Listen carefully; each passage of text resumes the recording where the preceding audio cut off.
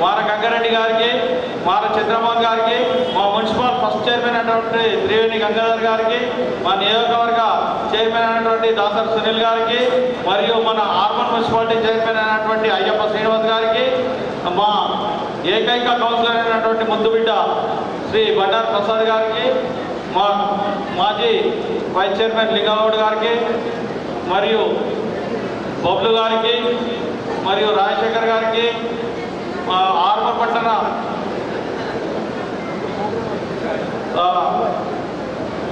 ఎనిమిది తరపుల అధ్యక్షులకు, మరియు ఇప్పుడే విచ్చేసినటువంటి గొట్ట రాజేందర్ గారిని కూడా వేదిక నలకరించాల్సిగా కోరుతున్నాము.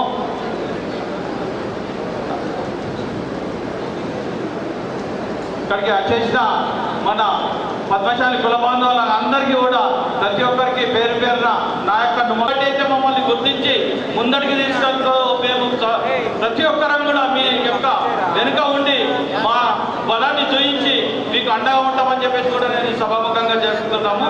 అట్లాగే మా పట్టణ ఇప్పుడు స్థానిక ఎలక్షన్స్ కూడా దగ్గరగా రాబడుతున్నాయి సార్. దాంట్లో కౌన్సిలర్లకు పెద్ద ఎత్తున మాకు టికెట్లు ఇచ్చి మా పద్మశాలను ముందుకు తీసుకెళ్తారని చెప్పేసి కూడా కోరుకుంటున్నాము. ఇంకో విషయం ఎందుకంటే నామినేటెడ్ మెంబర్స్ మరియు కోఆప్షన్ మెంబర్స్ ఎన్నికల్లో కూడా ప్రాధాన్యం ఇచ్చి మా పద్మశాలను ముందుకు తీసుకెళ్లాలని చెప్పేసి కూడా కోరుకుంటున్నాం సార్. ఇంకో ముఖ్య విషయం ఎందుకంటే మాది అసంపూర్తిగా ఉన్నటువంటి కళ్యాణ మండపం పెరిగేట్ గ్రామంలో మా ఇంతకుముందు ఆచనగారు జీవన్ రెడ్డి గారు ఉన్నప్పుడు స్థలము కొన్ని డబ్బులు 50 లక్షలు ఇవ్వడం జరిగింది.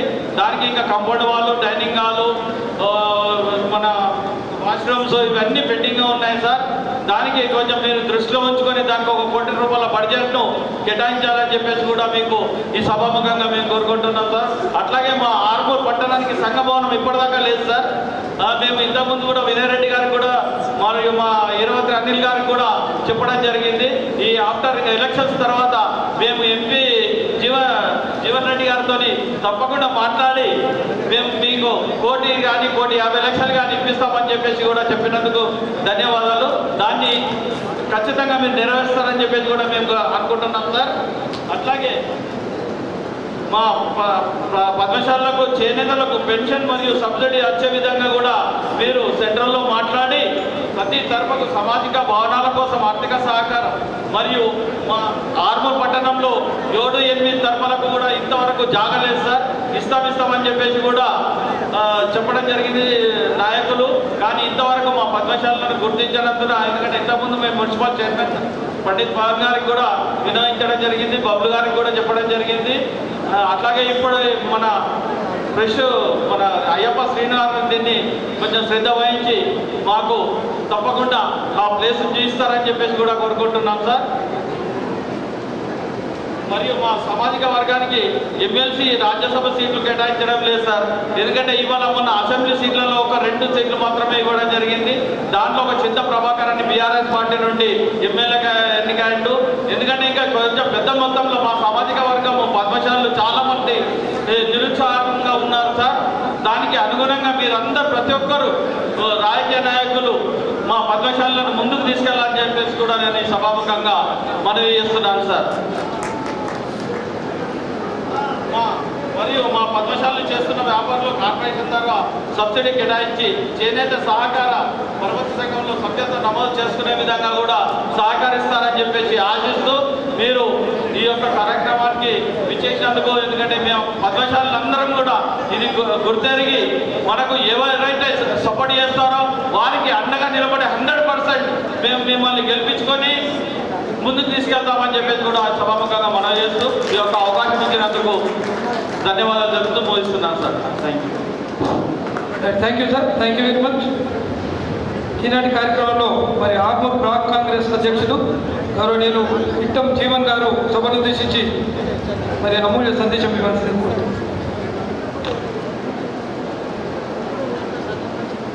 జై మార్కండ, జై జై మార్కండ. తమ అన్నలు బాబులు ఓలన్నారు, మన మార్కండ, మన కార్యక్రమం మనం లోలేమని లేదు. జై మార్కండ, జై జై మార్కండ. ఈరోజు పార్లమెంట్ ఎలక్షన్ సందర్భంగా గౌరవనీయులు పెద్దలు మన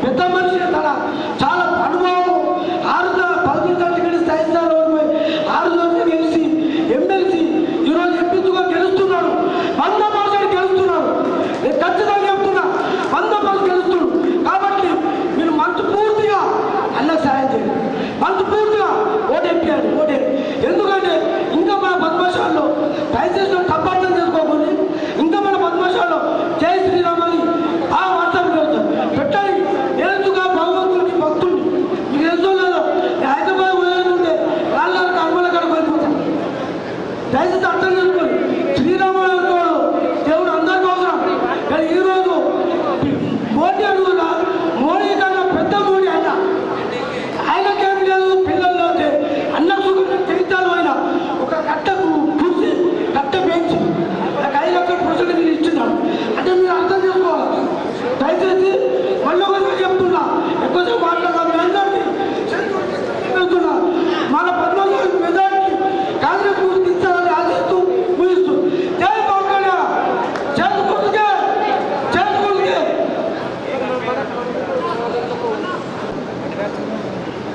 మన నిజామాబాద్ జిల్లా పార్లమెంటు నియోజకవర్గం నుండి ఎంపీ అభ్యర్థిగా పోటీ చేస్తున్న పెద్దలు జీవన్ రెడ్డి గారి కొరకు మన పద్మశాలీలు అందరం కూడా ఆత్మీయ సమావేశాన్ని ఏర్పాటు చేసుకోవడం.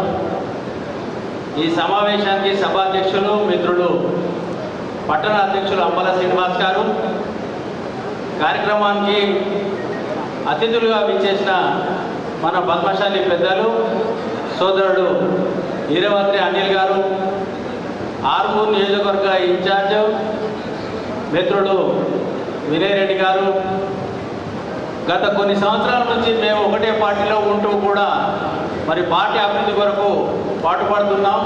అటువంటి వ్యక్తి మార చంద్రమోహన్ గారు, మార గంగారెడ్డి గారు, మరి ఎన్నో ఏళ్ళ నుంచి నేను చూస్తున్నా. నేను రాజకీయాలు 25 సంవత్సరాల నుంచి చూస్తున్నాను, 1990 నుంచి. అప్పటి నుంచి కూడా తాయర్పైన అందాన్ గారు ఎట్లా ఉన్నారంటే అట్లనే ఉన్నారు. ఇవాళ రేవంత్ రెడ్డి గారు ఒక మంచి పదవి ఇచ్చి ఆయనని మరి ఒక అభివృద్ధి పదంలో తీసుకెళ్ళడానికి కృషి చేశారు కాబట్టి మరి ఆ కార్పొరేషన్ చైర్మన్గా ఎన్నికయ్యారు. అన్న ఆ కార్పొరేషన్ పేరు నాకు తెలియదు కానీ కార్పొరేషన్ చైర్మన్ ఎన్నికయ్యారు. ఆయన గారికి మరి మన ఆర్మూర్ ప్రస్తుత మున్సిపల్ చైర్మన్ అయ్యప్ప శ్రీనివాస్ గారికి, మాజీ మున్సిపల్ చైర్మన్ బబ్లు గారికి, మరి అలాగే మన నియోజకవర్గ పద్మశాలి సంఘం మరి అధ్యక్షులు మిత్రుడు సునీల్ గారికి, మరి వేదిక మీద ఉన్న పద్మశాలి కుల బాంధవులందరికీ, రాజకీయ నాయకులకు, ఈ కార్యక్రమానికి వివిధ గ్రామాల నుంచి విచ్చేసిన, ఆర్మూర్ పట్టణం నుంచి విచ్చేసిన సోదర సోదరి మనందరికీ కూడా నమస్కారాలు తెలియజేసుకోవచ్చు. జై మార్కండేయ, జై పద్మశాలి.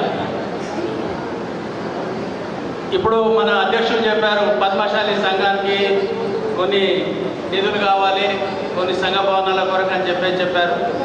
గతం లోపల ఎవరు ఏమనుకున్నా కానీ గతం లోపల టీఆర్ఎస్ ప్రభుత్వం ఉన్నప్పుడు మరి జీవన్ రెడ్డి గారు నన్ను ఆయన పార్టీలోకి తీసుకొని మరి అందరినీ కూడా హైదరాబాద్ పిలిపించి మరి అక్కడ ఒక ల్యాండ్ ఇవ్వడం జరిగింది.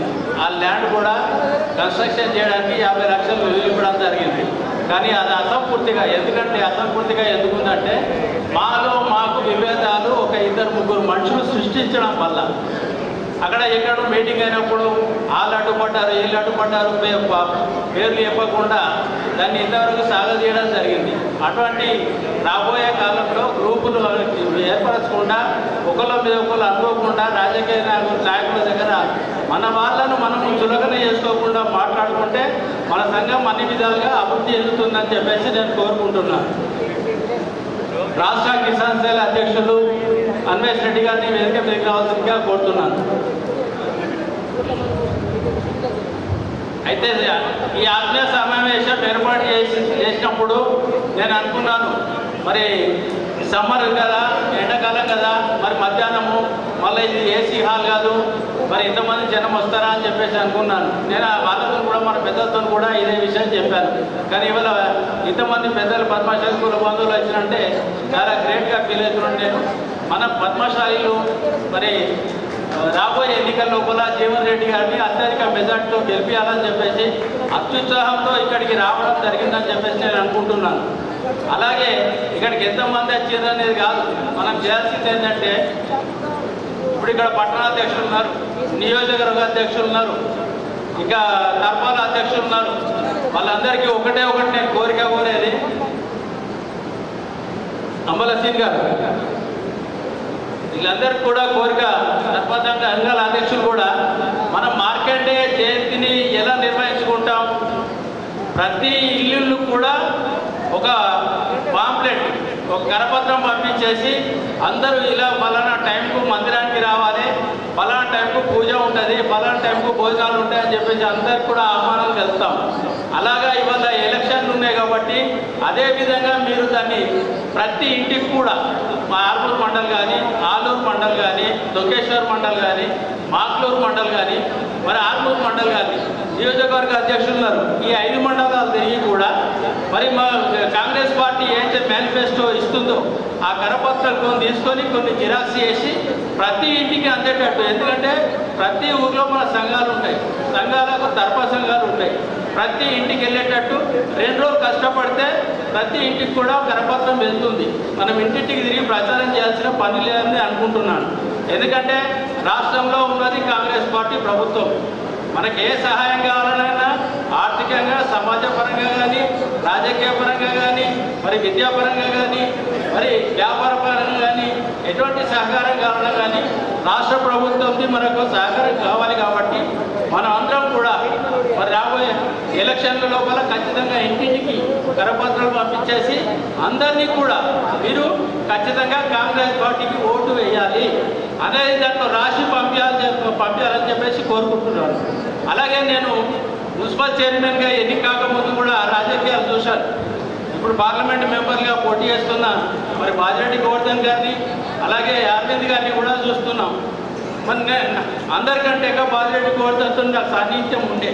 ఆయన ఎటువంటి వ్యక్తి, ఏం కథ అనేది నాకు తెలుసు. మనం ఆయనకి ఎవరు కావాలి? డబ్బులున్న వ్యక్తి కావాలి. డబ్బులున్న వ్యక్తిని చేర తీసి వాడికి ఏదో ఆ పదవి ఇస్తా, ఈ పదవి ఇస్తా అని చెప్పేసి డబ్బులు ఖర్చు పెట్టించేసి మరి నాశనం చేసే పని అతన్ని. ఇవాళ అరవింద్ గారు ప్రతి ఎలక్షన్లకు ఒక మాట చెప్తాడు, అబద్ధం మాట. గత ఎన్నికల లోపల రైతులందరినీ మోసం చేయాలని మరి పాస్పోర్ట్ తీసుకొస్తా 8 రోజుల లోపల అని చెప్పాడు, చేయలేదు. ఇప్పుడేమంటుడు? ఇప్పుడు ఎలక్షన్లు నాకు ఓట్లేసి గెలిపి 5 రోజుల లోపల పాస్పోర్ట్ చెప్తా అంటున్నాడు. అంటే అప్పటికి 5 సంవత్సరాలు అయిపోయింది, ఇప్పుడు 5 రోజులకు వచ్చింది. మీరు అందరు కూడా మరి మనకు ఏం కావాలన్నా కానీ మన నాయకులు ఉన్నారు, అనిల్ గారు ముఖ్యమంత్రి దగ్గర తీసుకుపోయి మనకు పనులు చేపిస్తాడు. అట్లాగే మన జీవన్ రెడ్డి గారు, సౌమ్యులు, మనం ఆయన కొత్త అవుతుంది కాబట్టి అన్ని విధాలు అనుకూలంగా ఉంటారు. నేను గతంలో కూడా చూసాను ఎక్సైజ్ మినిస్టర్గా పనిచేసినప్పుడు, కానీ నాకు దగ్గర పరిచయం లేదు, కానీ ఆయన ఎటువంటి అని చెప్పేసి నాకు తెలుసు. అందుకే మనందరం కూడా నేను చెప్పిన సూచనలు పాటించాలని చెప్పేసి ప్రతి ఇంటికి కూడా మరి కాంగ్రెస్ పార్టీకి ఓటు వెయ్యాలా అనే నినాదం కరపత్రాల ద్వారా కానీ తీసుకెళ్ళి మరి ఒక్క ఓటు కూడా మిస్ కాకుండా ఆర్మూర్ నియోజకవర్గం ముఖ్యంగా సునీల్ గారికి చెప్తున్నా 5 మండలాలు తిరిగి ప్రతి విలేజ్కు కరపత్రాలు అందేటట్టు చూడాలని చెప్పేసి కోరుకుంటూ నాకు ఇచ్చిన అవకాశానికి ధన్యవాదాలు తెలియజేస్తూ ముగిస్తున్నాను. పద్మశాలి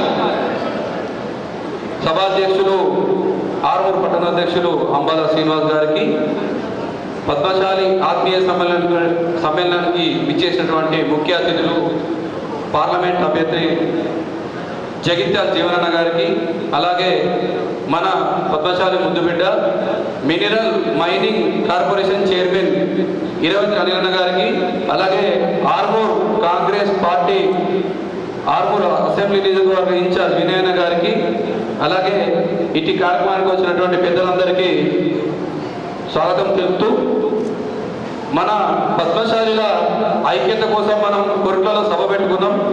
అప్పటి నుంచి మన పదవి కోసం, మన పద్మశాలి యొక్క రాజకీయ ఎదుగుదల కోసం మనం అక్కడక్కడ మాట్లాడుతూనే ఉన్నాం.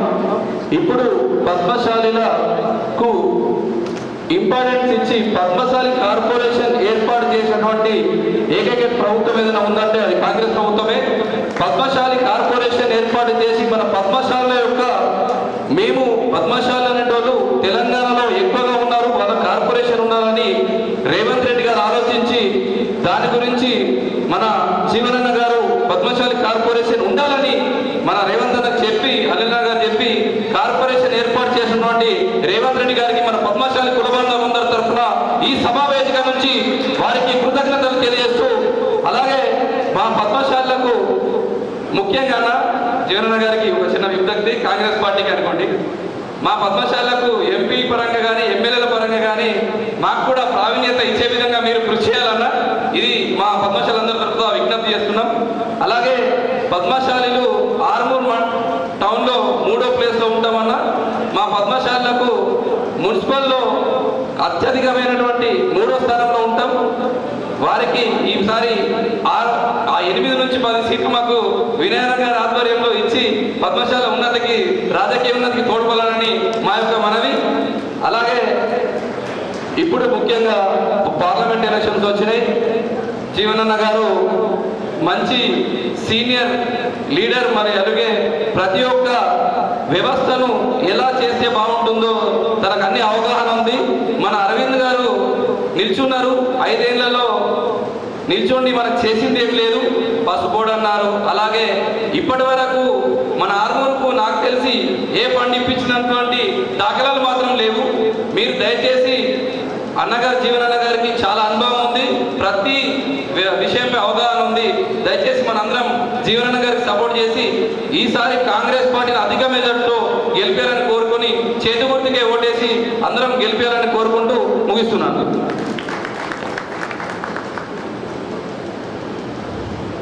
Thank you very much sir. మరి ఇలాంటి కార్యక్రమాన్ని ఉద్దేశించి ఈరవత్రి రాజశేఖర్ గారు అమూల్యమైన సందేశం ఇవ్వాల్సిందిగా కోరుతున్నాను.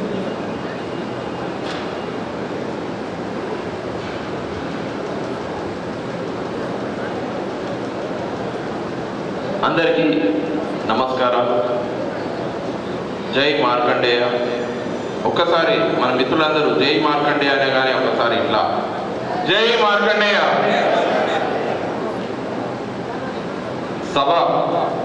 సభను అలంకరించినటువంటి పెద్దలు, ఈరోజు మన యొక్క ఆత్మీయ సమ్మేళనానికి విచ్చేసినటువంటి జగిత్యాల పట్టణానికే వన్నె తెచ్చినటువంటి శ్రీ తాటిపల్లి జీవన్ రెడ్డి గారికి నమస్సుమాంజలితో ఈ కార్యక్రమంలో ఉన్నటువంటి ముఖ్య అతిథులైనటువంటి ఈ సభా అధ్యక్షుడైనటువంటి అంబల శ్రీనివాస్ గారికి, మరియు ఆర్మూర్ కాంగ్రెస్ కాన్స్టిట్యుయెన్సీ ఇన్ఛార్జ్ అయినటువంటి శ్రీ వినయ్ రెడ్డి గారికి, అట్లాగే మా పద్మశాల యొక్క ముద్దుబిడ్డ ఆనిముత్యమైనటువంటి శ్రీ ఈరవత్రి అనిల్ గారు, నాకు వరుసకు కొడుకు అవుతాడు కాబట్టి అనిల్, అలాగే జిల్లాలో సీనియర్ నాయకుడు, నేను చిన్నప్పటి నుంచి చూస్తా, తాహిర్ బిన్ హమ్దాన్ అనే వ్యక్తి ఎలా ఉంటాడో చూద్దామని అనుకున్నా. చిన్నప్పటి నుంచి ఆయన సిరికొండ ప్రాంతంలో పెరిగి నిజామాబాద్ జిల్లా రాజకీయాల్లో ఒకటువంటి కీలక పాత్ర పోషిస్తున్నటువంటి అన్నగారైనటువంటి తాహిర్ బిన్ హమ్దాన్ గారికి, మరియు అంకాపూర్ గ్రామంలో నుంచి ఒక మంచి విద్యావంతుడిగా ఎదిగినటువంటి శ్రీ మార గంగారెడ్డి గారు, ఆయనకు తగినట్టుగానే మార్కెట్ చైర్మన్ గారు, అలాగే ఈ కార్యక్రమంలో పాల్గొంటున్నటువంటి ముఖ్య అతిథులైనటువంటి శ్రీ అయ్యప్ప శ్రీనివాస్ గారు, మరియు శ్రీ త్రివేణి గంగాధర్ గారు, అలాగే చంద్రమోహన్ అన్న, ప్రసాద్ గారు, లింగగౌడ్ అన్న, రాజేందర్ గారు, జిట్టం జీవన్ గారు, సాయిబాబా గౌడ్ గారు, రామ్ గారు, అశోక్ అన్న, బబ్లు గారు, సునీల్ గారు, మరియు రాము గారు, రవి గారు, యజ్ఞేష్ అన్న, రమేష్ అన్న, లింబాద్రి అన్న, మరియు మిగతా మిత్రులందరికీ కూడా ఒక్కొక్కసారి నా యొక్క శిరస్సు వంచి మీ అందరికీ నమస్సుమాంజలితో ఒక విషయం చెప్పాలనుకుంటున్నా. మృకండ మహర్షి మార్కండేయుడి నుంచి స్టార్ట్ అయినటువంటి పద్మశాలి వంశం ఏదైతుందో ఋషి వంశం, ఈ ఋషి వంశానికి కొన్ని ప్రత్యేకమైన లక్షణాలు ఏర్పడతాయి. మీరందరికీ తెలుసు, ప్రపంచంలో ఈ యొక్క సృష్టి మూలం బ్రహ్మదేవుడి యొక్క నాభి నుంచి ఉద్భవించినటువంటి ఒక మహారుషిని, ఆయనకు మృకండ మహర్షికి సంబంధించి మార్కండేయ మహర్షి, ఈ వాళ్ళ నుంచి వచ్చినటువంటి యొక్క స్నేహము, ప్రేమ, నియంత్రణ, మౌనం, అర్థం చేసుకునే తత్వం, ప్రేమ అటువంటి గుణాలు ఎక్కువ కలిగి ఉన్నటువంటి పద్మశాలీలు ఇప్పుడు కానీ సమాజంలో 17.5% ఉన్నటువంటి ఈ యొక్క తెలంగాణ రాష్ట్రంలో దాదాపు 50 లక్షల పైకి చిలుకున్నటువంటి పద్మశాలందరూ కూడా చాలా కాలంగా వారి యొక్క జీవన వృత్తి కోసం, జీవనోపాధి కోసం గల్ఫ్ కానీ, బాంబే కానీ, భివండి కానీ, షోలాపూర్ కానీ, అలాగే సిరిసిల్ల మరియు నారాయణపూర్, గద్వాల ఇటువంటి వివిధ రకాలైనటువంటి పట్టణాల్లో మా యొక్క ఉపాధి కొరకు చాలా కాలంగా మేము పేదరికం, మాకు కట్ట కింద పొలాలు లేవు, మాకు ఎటువంటి భూములు లేవు, ఎటువంటిది ఏం లేకున్నా కానీ స్వశక్తితో మేము పైకొచ్చి ఈరోజు అన్ని రంగాల్లో, వైద్య రంగంలో, విద్య రంగంలో, బిల్డర్స్ రంగంలో, ఫైనాన్స్ రంగంలో, ఉద్యోగస్తులలో డాక్టర్స్, ఇంజనీర్స్ మరియు నాయకత్వం కూడా ముందుకు సాగిపోతా ఉంది. విచిత్రం ఏంటంటే ఇంత పెద్ద కంపోజిషన్ ఉన్నటువంటి మా యొక్క కమ్యూనిటీ జనరల్గా ఈ యొక్క రాజ్యాంగ స్ఫూర్తిని తీసుకుంటే కుల మతాలు ఎవరు కూడా పట్టించుకోవద్దు అనేది ఉంది. కానీ పోరాడితేనే కానీ మన యొక్క సమస్యల్ని పరిష్కరించుకోలేము. అలాగే వీఆర్ స్ట్రగ్లింగ్ ఫర్ ఎగ్జిస్టెన్స్, మనుగడ కొరకు పోరాటం చేస్తున్నాం సార్. జీవన్ రెడ్డి సార్ మీరంటే మాకు అభిమానం. మేము చిన్నప్పుడు 9th క్లాస్ 10th క్లాస్ ఉన్నప్పటి నుంచి కూడా వార్తలలో మీరు ఒక మంత్రిగా, అలాగే కొన్నిసార్లు ఎమ్మెల్యేగా మరియు ఎమ్మెల్సీగా ప్రతిసారి ప్రజల పక్షాన ఉండి ప్రతిరోజు ప్రజల యొక్క గొంతుగా మీరు వినిపించినటువంటి ప్రతి దాన్ని కూడా ఈ ప్రజలు ఎవరు మర్చిపోరు.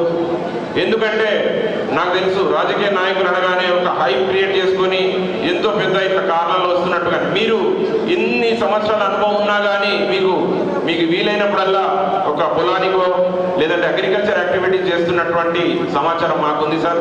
సో అంత గొప్ప మనసు మీది.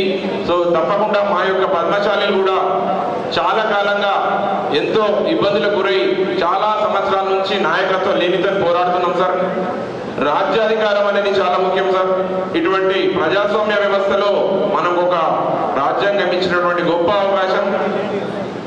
ఈ యొక్క ఆ పవర్ని యూటిలైజ్ చేసుకోవాలని మొట్టమొదటిసారిగా మా ఈరవత్ అనిల్ గారు మినరల్ డెవలప్మెంట్ కార్పొరేషన్ తెలంగాణ స్టేట్కి మమ్మల్ని గుర్తించి ఆయనకు ఒక గొప్ప ఇంపాక్ట్ఫుల్ పవర్ఫుల్ పదవి ఇచ్చినందుకు మన పద్మశాలి తరఫు నుంచి ఆయనకు కృతజ్ఞతలు చెప్పట్లతో ఒకసారి ఆయనకు అభినందన తెలియజేసుకుందాం. ఎందుకంటే 2006 నుంచి 2009లో ఆయన ఎలక్షన్స్ నేను దగ్గరుండి నాకు ఒక 10 సంవత్సరాల రాజకీయ అనుభవం ఉంది ఆయనతో పాటు. నాకు ఎప్పుడప్పుడు ఆయన అమెరికా నుండి ఇక్కడికి వచ్చినప్పుడు అందరు కూడా అన్నారు, ఈ పిల్లగాడు ఏంది ఇక్కడ ఆయన పోటీ చేస్తే గెలుస్తాడా, ఎంతో పెద్ద పెద్ద మహామావులు ఉన్నారు ఇక్కడ, ఎలా గెలుస్తాడు అని చెప్పి. కానీ ఆ చిన్నటువంటి బిందువు ఏదైతుందో ఒక మహా సింధువుగా మారి ఒక మహాసముద్రంలా ఒక సంచలనమైనటువంటి విజయం సాధించిన మా అనిల్కి నిజంగా ప్రతి ఒక్కరు అప్పటి నుంచి ఇప్పటి వరకు కూడా ప్రతి ఒక్కరు అభినందించి తీరాల్సిందే. ఎందుకంటే అప్పుడు ఉన్నటువంటి పరిస్థితిలో ఒక రాజకీయ చైతన్యం లేదు అని పద్మశాలికి అనుకునేటువంటి తరుణంలో ఆయన ముందుకొచ్చి అమెరికాలో ఒక యువ నాయకుడిగా, అప్పుడు ఆయన వయసు 34 సంవత్సరాలు, అప్పుడు 34 సంవత్సరాల లోపలనే ఆయన మనం ఒక రకంగా చేద్దాం, సమాజానికి మనం ఏదో రకంగా ఉపయోగపడాలా, డబ్బులు ఉంటే సరిపోవు, వాటిని ప్రాపర్గా యూటిలైజ్ చేయాలా, సమాజానికి ఉపయోగపడే విధంగా మనం ఏదో రకంగా మంచి పనులు చేస్తేనే మనల్ని గుండెల్లో పెట్టుకుని ఉంటారు, ఒకసారి పదవులు వస్తాయి పోతాయి అని చెప్పి 2 సంవత్సరాల తర్వాత అప్పటి ముఖ్యమంత్రి కిరణ్ కుమార్ రెడ్డి గారికి అత్యంత సన్నిహితుడిగా ఉంటూ ప్రభుత్వ విప్ అనేటువంటి ఒక ఉన్నతమైన పదవిని కూడా ఆయన సాధించారు. సో ఒక బలహీన వర్గాలకు సంబంధించిన ఒక వ్యక్తి ఒక ఉన్నతమైన పదవిలకు రావడం అనేది ఎంత కష్టమో మీ అందరికీ తెలుసు. సో అటువంటి ఆ పర్సన్ మన దగ్గర ఉన్నాడు. ఆయన యొక్క బలం మనకుంది.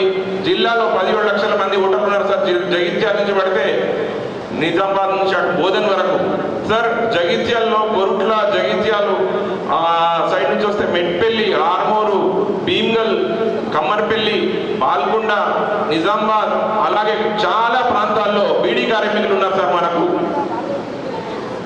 బీడీ కార్మికులకు సంబంధించిన యొక్క కంపల్సరీగా వారి యొక్క సమస్యలు తీరుస్తామని అనుకున్నాం సార్. మాకు కొంచెం అవకాశం వచ్చింది. మీ యొక్క అభ్యర్థిత్వం, పార్లమెంటు అభ్యర్థిత్వానికి మీరు ముందున్నారు కాబట్టి ఫర్దర్గా మా యొక్క బీడీ కార్మికులకు సంబంధించిన సమస్యలు చాలా ఉన్నాయి సార్. చాలా మంది ఉన్నారు. పేదరికంలో ఉంటూ కూడా మేము ఏదైనా గవర్నమెంట్కి సంబంధించిన పథకాలు ముందుకోవాలంటే కూడా మేము వెనుకాడతాం సార్. ఎందుకు అని అంటే మోమాటం ఎక్కువ, పోతే ఏమైనా అంటారు, ఏమైనా బాధపడతారు, ఏమైనా ఇబ్బంది పడతారు అని ఆలోచించుకుంటాం తప్ప పై స్థాయిలో బాగున్నారు, కింది స్థాయిలో బాగున్నారు, మధ్యలో ఉన్నటువంటి ఇటు కాకుండా మేము ఉన్నాం. సో వాళ్ళ యొక్క ఆత్మాభిమానం తప్పుకొని ముందుకులే పోలేకపోతున్నారు. ఏదైనా ఆఫీసర్ దగ్గరకు, ఏదైనా నాయకుడి దగ్గరకు పోయి సాగిలబడి సాష్టాంగపడేటువంటి ఆత్మాభిమానం మనకు ఉంది కాబట్టి లేదు. ఆ పర్సన్ దగ్గరికి పోయి చెప్తే చేసేటంత ఉంటాం సార్. మేము వెనక బెంచ్లో కూర్చుంటాం సార్. మమ్మల్ని పిలుచుకొని మా ముందుకు వచ్చి నీకు పని చేస్తామనే నాయకులు మాకు కావాలనుకుంటున్నాం సార్. ప్రతిరోజు పక్కనే ఉండే నాయకులు కాకుండా మేము సేవ చేసినటువంటి వ్యక్తులు ఎవరైతే వెనుక సైడ్ నుంచి గుర్తించబడినా ఆయనను పికప్ చేసి తీసుకొచ్చే వ్యక్తే నాయకుడు అని నేను నమ్ముతున్నాను సార్. సో అలాగే చేనేతకు సంబంధించి చాలా కష్టాలు ఉన్నాయి. అలాగే పద్మశాలకు సంబంధించి వచ్చిన రాష్ట్ర ప్రభుత్వం వచ్చిన 100 రోజుల లోపలనే ఒక చేనేత పద్మశాలకు ఒక కార్పొరేషన్ ఏర్పాటు చేసినందుకు గౌరవనీయమైనటువంటి ముఖ్యమంత్రి శ్రీ రేవంత్ రెడ్డి గారికి మా పద్మశాలి తరఫు నుంచి కృతజ్ఞతలు తెలియజేసుకుంటున్నాము. అట్లాగే నిన్న హైదరాబాద్ వెళ్ళినప్పుడు భీమనరేందర్ రెడ్డి గారిని కలిశాను. సో నేను కూడా కాంగ్రెస్ పార్టీ పట్ల ఆకర్షితులు అవుతున్నాను సార్. నేను కూడా డెఫినెట్గా మీ యొక్క ఇవి కావాలి సార్, నాకు ఆశీస్సులు కావాలి. అలాగే ఇక్కడ ఉన్నటువంటి పెద్దలు సుదర్శన్ రెడ్డి గారిని కూడా మొన్న కలవడం జరిగింది సార్. తాయర్భాయ్ మోహన్ అన్న, అట్లాగే ఈరోజు ఈ కార్యక్రమానికి విచ్చేసినటువంటి సీడ్స్ కార్పొరేషన్ అన్వేష్ రెడ్డి గారికి, అలాగే మా అనిల్ గారికి, వినయ్ గారికి, జీవన్ రెడ్డి గారికి, తాయర్భాయ్, మీ అందరికీ కూడా విన్నవిస్తున్నాను ఏంటంటే మీరు మమ్మల్ని ప్రేమించండి. బదులుగా ప్రేమ అనే ఖచ్చితంగా మనకు వస్తుందని అనుకుంటున్నాం సార్. తప్పకుండా మా యొక్క ప్రేమ మీకు అమూల్యంగా అందిస్తామని మా యొక్క ఇందులో ఉన్నటువంటి వివిధ రకాలైన మైండ్ సెట్ పర్సన్స్ ఉండొచ్చు, కానీ ప్రేమకు మాత్రమే లొంగుతారు, పెద్దరికానికి లొంగరు. కాబట్టి ఖచ్చితంగా ప్రేమించండి సార్. మా అందరినీ మేము మీ గుండెల్లో పెట్టుకొని చూసుకునే బాధ్యత మా sir. Thank you so much sir. మన నిజామాబాద్ జిల్లా పార్లమెంట్ అభ్యర్థి జీవన్ రెడ్డి గారికి మరియు పద్మశాలి ముద్దుబిడ్డ మినరల్ కార్పొరేషన్ డెవలప్మెంట్ చైర్మన్ గారు అన్నగారు ఈరోజు అనిల్ అన్న గారు, ఆర్మూర్ కాంగ్రెస్ నియోజకవర్గ ఇన్ఛార్జ్ వినయ్ రెడ్డి గారికి మరియు పెద్దలు నాయర్బీర్ అందరి గారికి మరియు మార గంగారెడ్డి గారికి మరియు అంబల శ్రీనారాయణ గారికి, మాజీ మున్సిపల్ చైర్మన్ పద్మశాలి ముద్దుబిడ్డ త్రివేణి గంగాధర్ గారికి, ప్రసాద్ గారికి, మోత్కూర్ లింగవర్ గారికి మరియు రాజేంద్ర గారికి, జీవన్ గారికి, అందరికీ కులబంధాలందరికీ స్వాగతం సుస్వాగతం. అన్నగారు పద్మశాలీలు చాలా సౌమ్యులు. నిజామాబాద్ పార్లమెంటు నియోజకవర్గంలోని సుమారు 2,50,000 పైచీలకు ఓట్ల ఉన్న మన కుల బాంధవులకు ఇప్పటికీ కూడా ఒక పార్టీ గుర్తించలేదు. మన అనిలన్న గారికి ఎంపీ అభ్యర్థిగా వస్తారని చెప్పి చాలా ఆశించడము, కానీ చివరి నిమిషంలో రాకపోవడం మన దురదృష్టకరము. అయినా కానీ జీవన్ రెడ్డి గారికి మన మద్దతు తెలిపాలని చెప్పేసి కోరుతున్నాను. అన్న, మా కుల బాంధవులు చాలా వెనుకబడి ఉన్నారు. మరి ఓట్ల రూపంలో చూస్తే నియోజకవర్గంలో పార్లమెంట్ నియోజకవర్గంలో 2వ స్థాయి 3వ స్థాయిలో ఉన్నాము. మరి మాకు గుర్తింపు లేదు. రాజకీయంగా చైతన్యం ఉన్నా కానీ మాకు సపోర్ట్ లేకుండా ఉంది. కాబట్టి వచ్చే మున్సిపల్ ఎలక్షన్ కానీ, వచ్చే ఎమ్మెల్యే ఎలక్షన్ కానీ, పార్లమెంట్ ఎలక్షన్ కానీ మా జనాభా ప్రాతిపదికగా కానీ మాకు గుర్తించి ఒక 5 ఎమ్మెల్యే టికెట్లు కానీ, 1, 2 ఎంపీ సీట్లు కానీ, మున్సిపల్కి వచ్చేసరికి ఒక 8 మున్సిపల్ కౌన్సిలర్ సీట్లు కానీ ఇచ్చి మమ్మల్ని తగిన స్థాయిలో కూర్చుండబెట్టాలని చెప్పి కోరుచున్నాము. మరి మేము ఓట్లు లేదని ఉన్నాం, కానీ మాకు సీట్లు వద్దా అని చెప్పేసి మేము అడుగుతున్నాము. ఈ సందర్భంగా మరి మా అన్నగారు అనిల్ అన్న గారు ఆదేశాల వరకు నిన్న నందిపేటలో కూడా వెళ్ళడం జరిగింది. వారికి కూడా 3 మండలాలు అక్కడున్న మాక్లూరు, నందిపేట, డొంకేశ్వర్ వాళ్ళు కూడా ఆత్మీయ సమ్మేళనం ఏర్పాటు చేసుకోవడం అంటే వినాయన గారు ఓకే చెప్పారు. కాబట్టి అన్న, ఇళ్ళకాలం మేము మీ వెంట ఉంటాం. మరి మీరు మాకు గుర్తింపు తగిన స్థాయిలో ఇస్తే మేము కూడా మీకు అదే స్థాయిలో ఓట్లు వేయడానికి సిద్ధంగా ఉన్నాము. మరి మీరు ఆలోచన చేసి మాకు కూడా సపోర్ట్ చేయాలని చెప్పేసి కోరుతున్నాము. అట్లనే మీరు మొన్న మాట ఇచ్చారు, జిల్లా స్థాయి లోపల మన ప్రమాణ స్వీకారంకు అన్ని పార్టీల అభ్యర్థులు వచ్చారు, అందరూ మాట్లాడారు. అన్నగారు 5 కోట్లు శాంక్షన్ చేసి 2 ఎకరాల దాకా భూమి కూడా ఇస్తామని చెప్పేసి వాగ్దానం చేయడం జరిగింది ఆ రోజు. మరి ఆర్మూర్ లోపల కూడా మాకు ఒక మున్సిపల్ కమ్యూనిటీ హాల్ ఉంది. మరి దానికి కూడా సుమారు ఒక 2 కోట్ల అవసరం ఉంటుంది. కాబట్టి దానికి కూడా మీరు మీ పార్లమెంటు నుంచి మీ ఫండ్ నుంచి మాకు అది చేయాలని చెప్పేసి కోరుతున్నాను. అన్నగారు వినాయక గారికి కూడా మా మద్దతు ఉంటుంది కాబట్టి మమ్మల్ని తగిన స్థాయిలో గుర్తించాలని చెప్పి కోరుతూ ఈ అవకాశం ఇచ్చినటువంటి వారికి ధన్యవాదాలు. జై మార్కండే. ఆర్మూర్ పట్టణ మరియు రూరల్ సంబంధించిన పద్మశాలి బంధువుల సమ్మేళనానికి విచ్చేసిన మన ముఖ్య అతిథి, రేపు మే 13న జరిగే పార్లమెంట్లో కాంగ్రెస్ పార్టీ తరఫున పోటీ చేస్తున్న గౌరవనీయులు జీవన్ రెడ్డి గారు, ఈ యొక్క కార్యక్రమానికి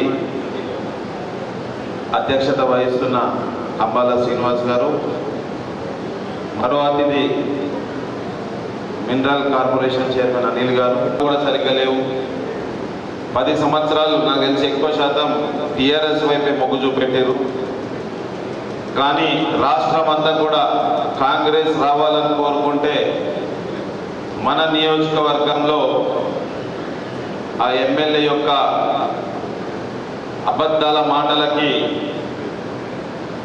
ఆకర్షితులై బీజేపీని గెలిపేయడం జరిగింది.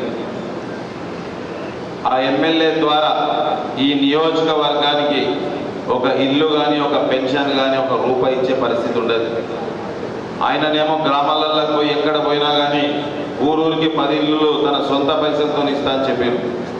కానీ దాని తర్వాత గెలిచినాక వాళ్ళ కార్యకర్తలు వెళ్ళినా కానీ పట్టించుకునే పరిస్థితి లేదు.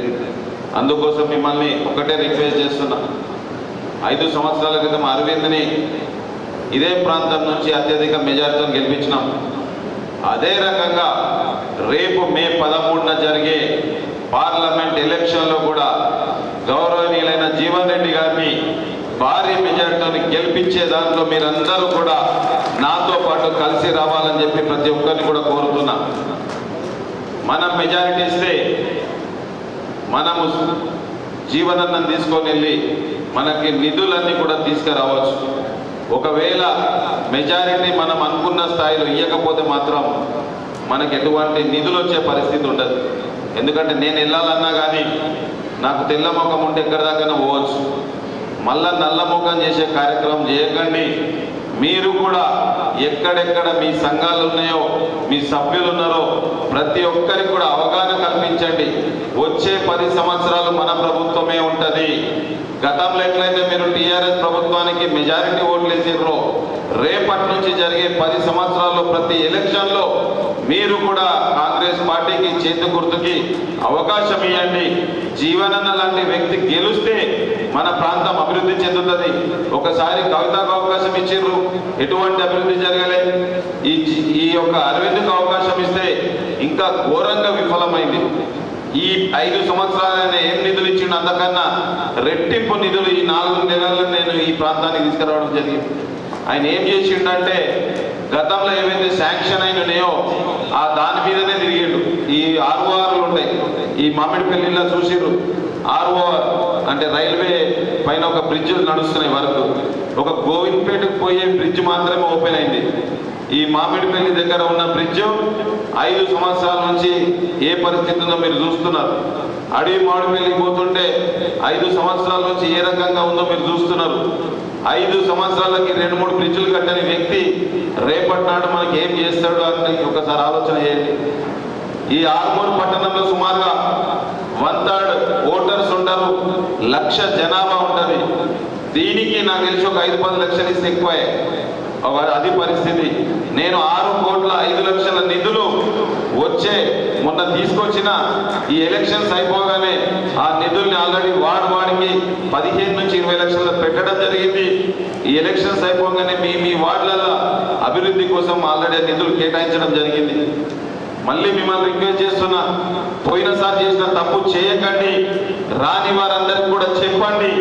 వచ్చే ఎలక్షన్లో జీవనన్న గారిని గెలిపించుకుంటే ఇల్లు లేని వాళ్ళకి ఇల్లులు వస్తాయి, పెన్షన్ లేని వారికి పెన్షన్లు వస్తాయి, రైతులకి 2 లక్షల రుణమాఫీ జరుగుతుంది, మన పిల్లలకి 2 లక్షల వరకు ఉద్యోగాలు వస్తాయి. ఇవన్నీ జరగాలంటే మనము మన అభ్యర్థి జీవనన్న గారికి మంచి మెజారిటీ ఇవ్వాల్సిందిగా ప్రతి ఒక్కరిని కూడా కోరుతున్నా. మీరు మెజారిటీ ఇవ్వండి, నిధులు నేను తీసుకొస్తా. మెజారిటీ ఇవ్వకుండా నిధులు మాత్రం అడగకండి అని చెప్పి ఈ సందర్భంగా తెలియజేస్తున్నా. పిప్రి గ్రామం నుంచి వచ్చిర్రు, వివిధ గ్రామాల నుంచి వచ్చిర్రు. మీ వార్డులలో మీ బూత్లలో మెజారిటీ చూపించండి. నేను మీకు ఎన్ని నిధులు కావాలన్నా నేను తీసుకొచ్చే బాధ్యత నాది. తీసుకొస్తారా లేదా? మెజారిటీ ఇస్తారు కదా. అంటే నేను సీదా మాట్లాడుతున్నా, ఇక అటు ఇటుగా డైరెక్ట్గా చెప్తున్నా. ఎందుకంటే మస్తు నష్టం జరిగింది. 10 సంవత్సరాల నుంచి ఇక్కడ ఉన్న స్టేజ్ మీద మీ సభ్యులు కానీ అధ్యక్షులు కానీ ఇక్కడ ఉన్న వాళ్ళందరి ప్రతి ఇంటికి పోయినా, నేను ప్రతి గర్భకు నడిచి ఒక 2-3 సార్లు పోయినా. ఈ కొంతమంది ఇంటికి పోలేకపోయినా, ఎందుకంటే పోతే ఆ గత ప్రభుత్వంలో ఉన్న ఎమ్మెల్యే ఉన్నాడు, ఒక దరిద్రుడు ఉండే, వారి ద్వారా ఎంత ఏమన్నా ఇబ్బంది జరుగుతుందేమో అని చెప్పి కొన్ని గడపలకు నేను పోలే. కానీ వాళ్ళందరితో నేను మాట్లాడుతుంటే మిమ్మల్ని మళ్ళీ రిక్వెస్ట్ చేసి చెప్తున్నా, అన్ని పక్కకు పెట్టండి. రేపు జరిగే ఎలక్షన్లో కాంగ్రెస్ పార్టీకి, జీవనన్నకి మంచి మెజారిటీ ఇచ్చి గెలిపిస్తారని ఆశిస్తూ ఈ అవకాశం ఇచ్చిన ప్రతి ఒక్కరికి పేరు పేరున ధన్యవాదాలు తెలియజేస్తున్నా. జై మార్కండేయ. ధన్యవాదాలు. పద్మశాలి ఆత్మీయ సమ్మేళనానికి విచ్చేసినటువంటి గౌరవనీయులు అఖిల భారత కాంగ్రెస్ పార్టీ అభ్యర్థి, శాసన మండలి సభ్యులు పెద్దలు జీవనన్న గారు, వేదిక మీద ఉన్నటువంటి పద్మశాలి సంఘం అధ్యక్షులు, వారి కార్యవర్గ సభ్యులు, మాతో పాటు ఇక్కడికి విచ్చేసినటువంటి పెద్దలు వినయ్, అదేవిధంగా అనిల్, చైర్మన్ మంచిచా, అదేవిధంగా మారా గంగారెడ్డి గారు, మున్సిపల్ చైర్మన్ గారు, మీ అందరికీ 2 నిమిషాల్లో నేను ముగించుకుంటాను. నాకున్న అనుభవంతో వేదిక మీద చాలామంది మిత్రులు ఉన్నారు, వేదిక ముందు కూడా చాలామంది స్నేహితులు ఉన్నారు. ఒకటి మాత్రం వాస్తవం, రాజకీయంగా పద్మశాలీలు ముందుకు రావాలంటే మొట్టమొదట మన ఐకమత్యంగా మనం కావాలా. నా అనుభవం మొట్టమొదటి మనం ఐకమత్యంగా ఉండాలా.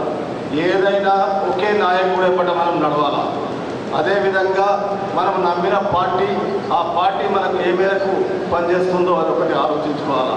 దానికి ఉదాహరణగా నేను సిరికొండలో ఒక కుగ్రామంలో పుట్టి, నా గ్రామంలో 2 సార్లు పద్మశాలి కులస్తులకు ఉప సర్పంచ్ పదవి ఇప్పించాను. ఒకరికి 10 సంవత్సరాలు, ఒకరికి 15 సంవత్సరాలు పద్మశాలి. కస్తూరి కిష్టుబాయి అని ఉండే, తనకు ఉప సర్పంచ్ చేశాం. తాళ్ళ గంగారాం ఉండే, ఆయనకు 12 సంవత్సరాలు ఉప సర్పంచ్ ఉన్నారు. దాని తర్వాత ఒకసారి జోగు గంగాధర్ను సర్పంచ్ చేశాం మా ఊర్లో. అంటే ఐకమత్యంగా ఉండి ఒక పార్టీని నమ్ముకొని ఒక నాయకత్వం కింద పనిచేస్తే పదవి రాదు అనేటువంటి మాట లేనే లేదు అనేటువంటి విషయాన్ని నమ్మే వ్యక్తుల్లో నేను ఒకటి. అందుకొరకే కాంగ్రెస్ పార్టీ సిద్ధాంతపరంగా ఈరోజు మీరే అంటున్నారు అనిల్ గారి గురించి. అనిల్ గారు నాకు వాళ్ళ తండ్రి, నేను ఇద్దరం జిల్లా పరిషత్లో సభ్యులం. ఆయన జిల్లా పరిషత్ సభ్యుడిగా ఉన్న అన్నదమ్ముల్లాగా ఉంటుండే సభలో. ఇతర పార్టీలో ఉన్న ఆ పార్టీ ఈ పార్టీ భేదాభిప్రాయం లేకుండా పనిచేస్తుండే. గంట సదానందం గారు జిల్లా పరిషత్ వైస్ చైర్మన్గా ఉన్న అదేవిధంగా ఉంటుండే. నేను ఒకే ఒక సూచన చేస్తా ఉన్నా, అనిల్ గారు ఈరోజు అనుకుంటే ఈ రాష్ట్ర ముఖ్యమంత్రి ద్వారా మీ అభివృద్ధి కొరకు ఎన్ని నిధులు కావాలన్నా అన్ని నిధులు తీసుకొస్తాడనేటువంటి విషయాన్ని చెప్తా ఉన్నా. అందుకొరకే ఈరోజు మాకు మచ్చలేని నాయకుడు తన జీవితంలో 45 సంవత్సరాల జీవితంలో సర్పంచ్ స్థాయి నుంచి సమితి అధ్యక్షుడిగా 6 సార్లు ఎమ్మెల్యేగా, ఎమ్మెల్సీగా, మంత్రిగా ఈరోజు మన అభ్యర్థిగా వచ్చాడు. మన అభ్యర్థి ఏ విధంగా ఉన్నాడు, ఈరోజు మన ముందర ఉన్నటువంటి అభ్యర్థులు ఏ విధంగా ఉన్నారో ఒకసారి సమయం ఉంది, 10 రోజులు ఆలోచించండి. ఐకమత్యంగా కాంగ్రెస్ పార్టీకి బలపరచండి, జీవనన్నను బలపరచండి, చేతు గుర్తుకు ఓటేయమని మిమ్మల్ని కోరుకుంటా ఉన్నా. ఎందుకంటే ఈరోజు పద్మశాలి ఆత్మీయ సమ్మేళనం ఆర్మూర్లో జరుగుతున్నటువంటి సందర్భాన్ని ఒక మాట మీకు గుర్తు చేస్తాను. What Bengal thinks today, rest of the India thinks tomorrow. ఈరోజు ఆర్మూర్ ఏం ఆలోచిస్తుందో నిజామాబాద్ జిల్లా ఆలోచిస్తుందనేటువంటి విషయాన్ని గ్రహించి కాంగ్రెస్ పార్టీకి చేతు గుర్తుకు సపోర్ట్ చేయవలసిందిగా మిమ్మల్ని కోరుకుంటూ మీకు నమస్కారం చేస్తూ సెలవు తీసుకుంటున్నాను. జై హింద్, జై కాంగ్రెస్. Thank you sir. మీ వార్డులల్లో మెజారిటీ ఇవ్వండి, ఆ టికెట్ మీదే అని చెప్పి సందర్భంగా తెలియజేస్తున్నా. మీకు అన్ని రకాలుగా అవకాశం ఉంటుంది, మీరు ఎంత దగ్గర పోవచ్చు. కష్టపడి మెజారిటీ ఇచ్చి రేపటి నాడు అవకాశం ఇవ్వమని చెప్తే ఏ పార్టీ అయినా సరే అవకాశం ఇస్తుంది. ఇప్పుడు మనకున్నది ఓన్లీ కాంగ్రెస్ పార్టీ కనుక కాంగ్రెస్ పార్టీ కోసం రండి, జైన్ కండి, గెలవండి. ధన్యవాదాలు. నిధులు కూడా మొన్న ఒకసారి మీటింగ్లోనే చెప్పడం జరిగింది. సుమారు ఈ యొక్క నియోజకవర్గానికి ఇక్కడ ఉన్న కళ్యాణ మండపం కానీ సంఘంకి కానీ అన్నిటికి కూడా 1 కోటి రూపాయల వరకు నిధులు ఇవ్వమని చెప్పారు. దానికి ఆల్రెడీ అంగీకరించడం జరిగింది. మేము జీవనన్న గారు మా నాయకులందరం కలిసి తప్పకుండా ముఖ్యమంత్రి గారి దగ్గర నుంచి 1 కోటి రూపాయల వరకు నిధులు ఇస్తామని చెప్పి సందర్భంగా తెలియజేస్తున్నాం.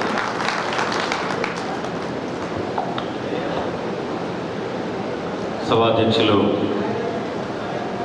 అంబల శ్రీనివాస్ గారు, అదేవిధంగా మన నియోజకవర్గ పార్లమెంట్ అభ్యర్థి ఎమ్మెల్సీ జీవన్ రెడ్డి గారు, వినయ్ గారు, అలాగే కాన్స్టిట్యుయెన్సీ పద్మశాలి సంఘం ఇన్ఛార్జ్ సునీల్ గారు, రామ్ గారు, ప్రసాద్ గారు, మన సీనియర్ నాయకుడు త్రివేణి గంగాధర్ గారు, జీవన్ గారు, అదేవిధంగా తాయర్ బెనొందాన్ గారు, రాజశేఖర్ గారు, వేదికపై ఆసీనులైన మన మున్సిపల్ చైర్మన్ శ్రీనివాస్ గారు, అలాగే వేదికపై ఆసీనులైన పెద్దలందరికీ, ఇక్కడికి వచ్చేసిన పద్మశాలి కుల బాంధవ్యులకు, మీడియా మిత్రులకు నా హృదయపూర్వక నమస్కారాలు తెలియజేస్తున్నాను. ఎన్నికలు వచ్చినాయి. కాంగ్రెస్ పార్టీ తరఫున ప్రచారం చేయాల్సిన బాధ్యత నాపైన ఉంది.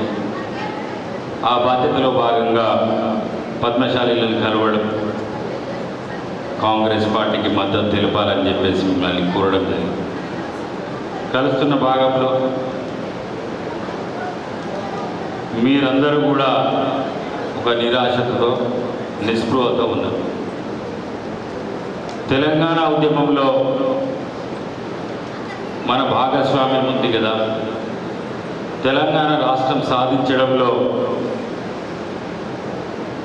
మన భాగస్వామ్యం, మన పోరాటం ఉంది కదా, మరి రాజ్యాధికారంలో మనకి ఎందుకు లేదు, ఈ రాజ్యంలో మనకు అవకాశాలు ఎందుకు దక్కట్లేదని చెప్పేసి ఎక్కడ పోయినా ఆ ప్రశ్నలు ఉత్పన్నమవుతూనే ఉన్నాయి. కోర్టుల సభ జరిపినాం, ఆ తర్వాత సరూర్ నగర్లో పెద్ద ఎత్తున జరిపినాం. మరి మనకి ఎందుకు అన్యాయం జరుగుతుందని చెప్పి మీరు అడుగుతుంటే నా దగ్గర కూడా సమాధానం లేదు. కానీ ఒకటి మాత్రం మీరు గుర్తుంచుకోవాల్సిన అవసరం ఉన్నది మిత్రులారా, మన హక్కులను మనం సాధించుకోవాలంటే పోరాటాల ద్వారానే సాధ్యమవుతుంది. ఆ రోజు తెలంగాణ సాధించుకోవాలంటే ఉద్యమాల ద్వారా, పోరాటాల ద్వారానే సాధించుకుందాం. ఆ రోజు స్వాతంత్రం సాధించుకున్నది కూడా పోరాటాల ద్వారానే. కాబట్టి మన హక్కులను మనం సాధించుకోవాలంటే నిరంతరం పోరాటం చేయాల్సిన అవసరం ఉన్నది. మీరు నిరాశ చెందాల్సిన అవసరం లేదు. తప్పకుండా కాంగ్రెస్ పార్టీ పద్మశాలి సమాజానికి పూర్తి న్యాయం చేస్తుందని నేను పూర్తిగా విశ్వసిస్తున్నాను. అందుకే కాంగ్రెస్ పార్టీతో ప్రయాణం చేస్తున్నాను. సరే, ఇప్పుడు ఎన్నికలు వచ్చినాయి. కాంగ్రెస్ పార్టీని బలపరచాల్సిన అవసరం ఉన్నది. ఇక్కడున్న మా నాయకుడు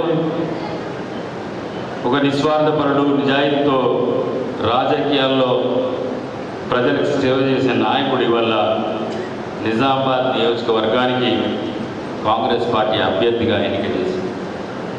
ఆయన్ని బలపరచాల్సిన బాధ్యత, ఆయనని పార్లమెంట్కి పంపించాల్సిన బాధ్యత కూడా మనందరిపైన ఉంది మిత్రులారా.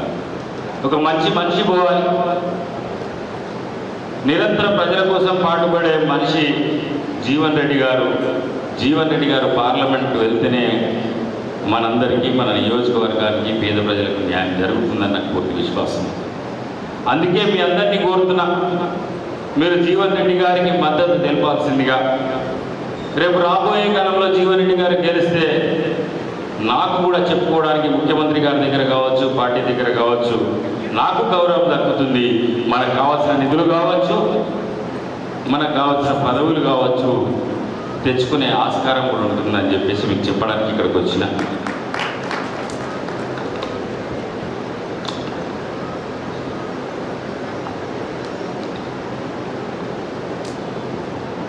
కాబట్టి మీరందరూ కూడా తప్పకుండా జీవన్ రెడ్డి గారికి మద్దతు తెలుపుతారని నేను పూర్తి నమ్మకంతో పూర్తి విశ్వాసంతో నేను జీవన్ రెడ్డి గారికి చెప్పదలుచుకున్నాను.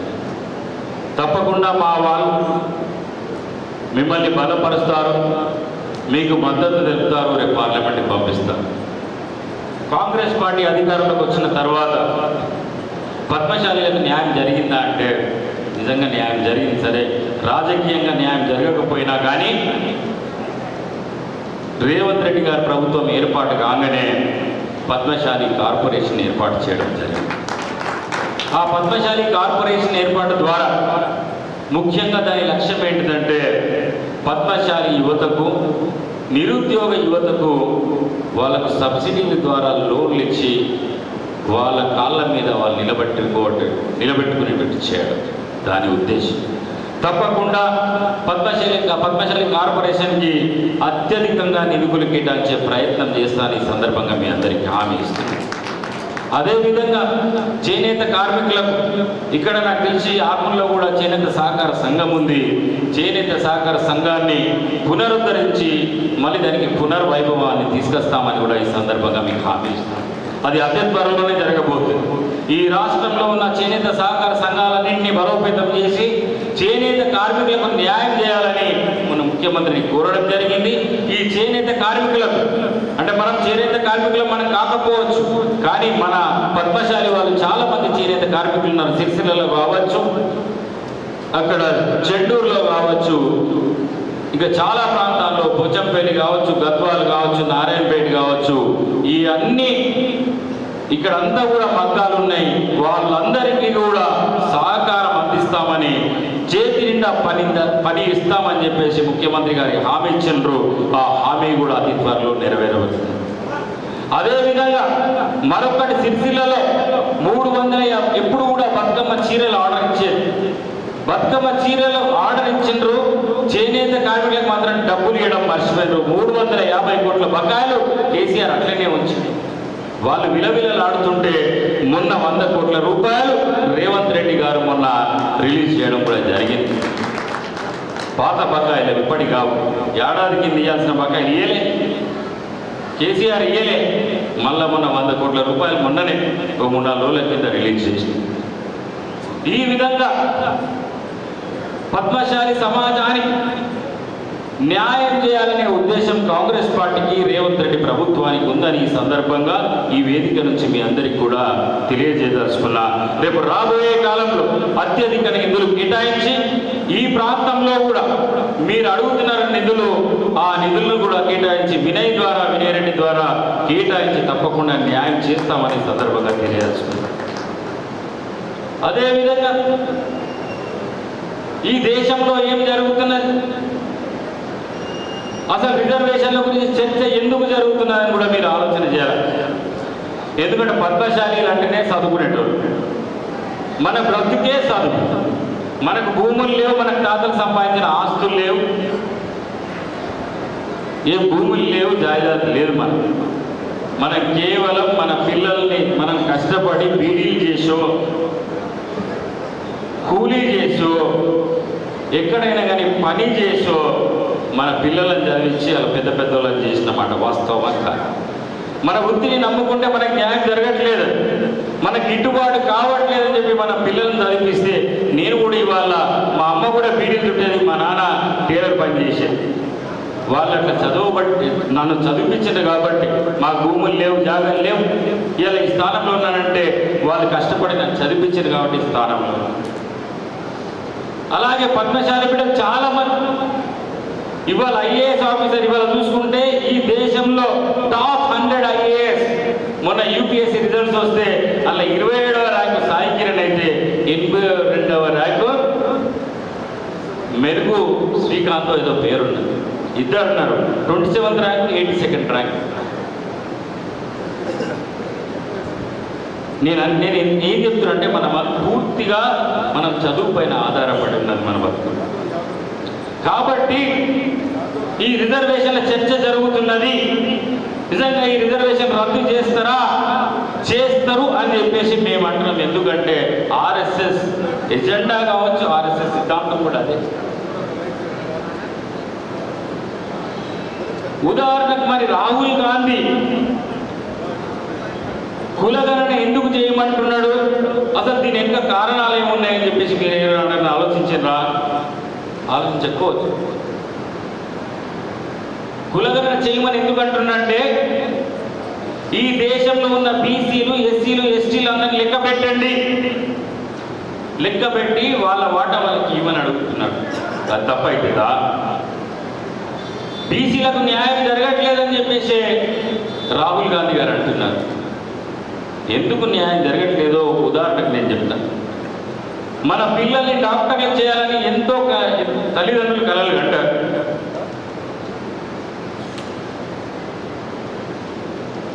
డాక్టర్ కావాలని మీరు అంతా కలలు కంటారా? ఫస్ట్ ప్రయారిటీ డాక్టర్ కావాలి, second priority engineer, software engineer. మొన్న 24 లక్షల మంది ఈ దేశవ్యాప్తంగా 24 లక్షల మంది విద్యార్థులు అప్లై చేసుకున్నారు. ఏది? ఎంబీబీఎస్ సీట్ల కోసం. ఉన్నాయి 1,09,000 సీట్లు ఈ దేశంలో. ఆ 1,90,000 సీట్లల్లో బీసీలకు రిజర్వేషన్లు 27% అంటే 29,000 సీట్లు వస్తున్నాయి బీసీలకు. ఈడబ్ల్యూఎస్ రిజర్వేషన్ 10% ఉంది. ఆ 10%కి ఒక 11,000 సీట్లు వస్తున్నాయి. 11,000 సీట్లకు 1,88,000 మంది అప్లై చేసుకుంటే 29,000 సీట్లకు 10,43,000 మంది అప్లై చేసుకున్నారు బీసీ. ఎంతమంది? బీసీలు 10,43,000 మంది అప్లై చేసుకున్నారు. కేవలం 29,000 సీట్లే ఉన్నాయి మనకు. ఒక్క సీటు కోసం 36 మంది పోటీ పడితే బీసీలు ఒక్క సీటు కోసం 17 మంది ఈడబ్ల్యూఎస్ కోటాలో పోటీ పడుతున్నారు. ఇది న్యాయమా? బీసీలకు న్యాయం జరుగుతుందా? నష్టపోయేది ఎవరు? బీసీలే కదా. ఇక్కడ రాహుల్ గాంధీ ఏమడుగుతున్నాడు? కులగణన చేయండి, కులగణన చేసి బీసీల వాటా ఏందో తీర్చండి అని రాహుల్ గాంధీ అడుగుతున్నాడు. బీసీలకు అన్యాయం జరుగుతుంది. వీళ్ళేమంటారు? కులగణన మేము చేయమంటున్నారు. బీహార్లో కులగణన బీహార్ ప్రభుత్వం చేపడితే ఈ ఆర్ఎస్ఎస్ బీజేపీ కార్యకర్తలు పోయి హైకోర్టులో రిట్ పిటిషన్ వేసి కులగణన ఆపాలని అడ్డుకోవడానికి ప్రయత్నం చేసింది. హైకోర్టు కొట్టేసింది. హైకోర్టు కొట్టేస్తే సుప్రీంకోర్టుకు పోయారు. సుప్రీంకోర్టు కూడా కొట్టేసింది. కులగణన చేపట్టాలా, బీహార్ ప్రభుత్వం చేసేది కరెక్టే అన్నది.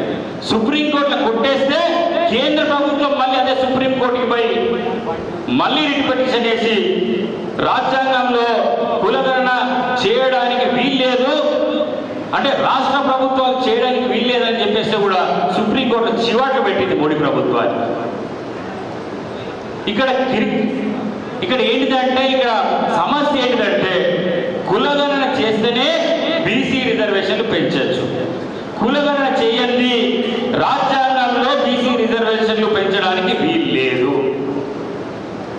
మరి మోడీ ప్రభుత్వం కులగణన అడ్డుకుంటుందంటే బీసీ రిజర్వేషన్లు పెంచడానికి అడ్డుకుంటున్నట్టే కదా. మరి ఎవరికి అన్యాయం జరుగుతుంది ఇక్కడ? మనం ఆలోచిస్తున్నామా ఒక బీసీలుగా? ముఖ్యంగా పద్మశాలీలకు అన్యాయం జరుగుతుంది. ఎక్కువ మంది బీసీలలో చదువుకునేది పద్మశాలి, నష్టపోతున్నది పద్మశాలి. మరి పద్మశాలీలు బీజేపీకి వెళ్ళా, కాంగ్రెస్కి వెళ్ళా, మోడీకి వెళ్ళా, రాహుల్ గాంధీకి వెళ్ళా? ఎవరిని బలపరచాలా చెప్పరు? నేను చెప్పింది కరెక్టే, నిజమే అయితే ఎవరిని బలపరచాలా? రాహుల్ గాంధీని బలపరచాలా లేదు? అదే కాంగ్రెస్ పార్టీ, రాహుల్ గాంధీ కాంగ్రెస్ పార్టీ. కులగణన చెయ్యాలా వద్దా? కులగణన చేపట్టాలా వద్దా? గట్టిగా చెప్పు. చేపట్టాలా వద్దా? పద్మశాలి చేపట్టాలా? చేపట్టాలని చేయలేము. సగం మంది లేపట్లేదు. వద్దా? కులగణన చేపట్టాలా, మా రిజర్వేషన్లు పెంచాలా, అప్పుడే మనకు న్యాయం జరుగుతుంది. ఇది చర్చ పెట్టాలా. మన వాళ్ళతో, ముఖ్యంగా బలైన వర్గాలతో చర్చ పెట్టాలా. మోడీ వస్తే రిజర్వేషన్లు రాబోదు, అన్ని తీసి పడుతాడు. ప్రభుత్వ రంగ సంస్థలు అమ్మేస్తే మనకు న్యాయం ఎట్లా జరుగుతుంది? ప్రభుత్వ రంగ సంస్థలు అమ్మేస్తే మొత్తం అదాని, అంబానీ లాంటి ప్రైవేట్ వ్యక్తులు వ్యాపారాలు నిర్వహిస్తే మన వాళ్ళు జీఎం అవుతారా? మన వాళ్ళు హయ్యర్ పొజిషన్లో ఉంటారా? అదే రిజర్వేషన్లు ఉంటే, అదే ప్రభుత్వ రంగ సంస్థలు ఉంటే మన వాళ్ళు జీఎం పొజిషన్లు ఉంటారు, ఎండి పొజిషన్లు ఉంటారు, పెద్ద పెద్ద స్థానాల్లో మనలు ఉంటారు. రిజర్వేషన్లు లేకపోతే ఇక మన బతుకులు బజారు పాలే. మోడీ అనేటోడు ఒక మతం ద్వారా ఒక భ్రమను సృష్టించి ఒక మాయలో పడేసి ఆయన అన్యాయం చేస్తుంది బలైన వర్గాలకి. ఒక బీసీ అయి ఉండి బీసీలకు అన్యాయం చేస్తాడా? బీసీలకు వెన్నుపోటు పొడవచ్చా? మనం ఆలోచన చేయలేకపోతే, మనం విచక్షణతో ఓటు వేయలేకపోతే మీది అయిపోయింది, మీ పిల్లలకు అన్యాయం జరుగుతుంది. మన భావి తరాలు మనం క్షమించవు. రేపు రిజర్వేషన్లు తీసేస్తే మీరేం చేసిందని చెప్పి భావితరాలు మన పైన మన శాపనార్థాలు పెడతాయి. మా అమ్మ నాన్నలు చేయడం వల్ల, మా అమ్మ నాన్నలు బీజేపీకి, ఆ మోడీకి మద్దతు పలకడం వల్లనే మా జీవితాలు రోడ్డు మీదకి వచ్చినాయని చెప్పేసి మన భావితరాలు మనం శపిస్తాయి. ఇవాళ మనం గొప్పగా చెప్పుకుంటున్నాం కదా, అంబేద్కర్ రిజర్వేషన్స్ ఇవ్వడం వల్లనే ఇవాళ మనకు న్యాయం జరుగుతుందని. ఈ తరం అంటే పాత తరాల గురించి మనం ఇలా గొప్పగా చెప్పుకుంటున్నాం. కానీ రేపు రాబోయే కాలంలో భావి తరాలు మన గురించి గొప్పగా కాదు కదా, వీళ్ళ వల్లనే మేము నష్టపోయామని చెప్పి వాళ్ళు బాధపడడం, వాళ్ళు కష్టపడడం మనకిష్టమా అని అడుగుతున్నాం. అవసరమా? మన పిల్లల కోసం, మన పిల్లల భవిష్యత్తు, మన పిల్లల పిల్లల భవిష్యత్తు కోసం ఈరోజే మనం నిర్ణయం తీసుకోవాల్సిన అవసరం ఉన్నది. ఒకవేళ తప్పుడు నిర్ణయం తీసుకున్నామా, రేపు రిజర్వేషన్లు లేకపోతే మోడీ 400 సీట్లు ఎందుకు అడుగుతున్నాడు? 2/3 మెజారిటీ అక్కడ వస్తే మన రిజర్వేషన్లు తీసేయచ్చు, ఇంకా మనకి ఎవడు అడ్డు కూడా ఉండాలని చెప్పేసి మనకి 400 సీట్లు అడుగుతున్నాడు. అందుకే ఆలోచన చేసి మన భావి తరాల కోసం, మన పిల్లల కోసం, వాళ్ళ జీవితాల కోసం, వాళ్ళ జీవితాలు బాగుండడానికి మనం నిర్ణయం తీసుకుని, ఈ నిర్ణయం అనేది చాలా ముఖ్యం. ఈ ఎన్నికల్లో మీరందరూ కూడా విచక్షణతో ఓటు వేస్తారని నేను మీ అందరికీ విజ్ఞప్తి చేస్తూ జీవనన్నను భారీ మెజార్టీతో గెలిపించాలని మీ అందరికీ చేతులు జోడించి, పద్మశాలీలందరూ కూడా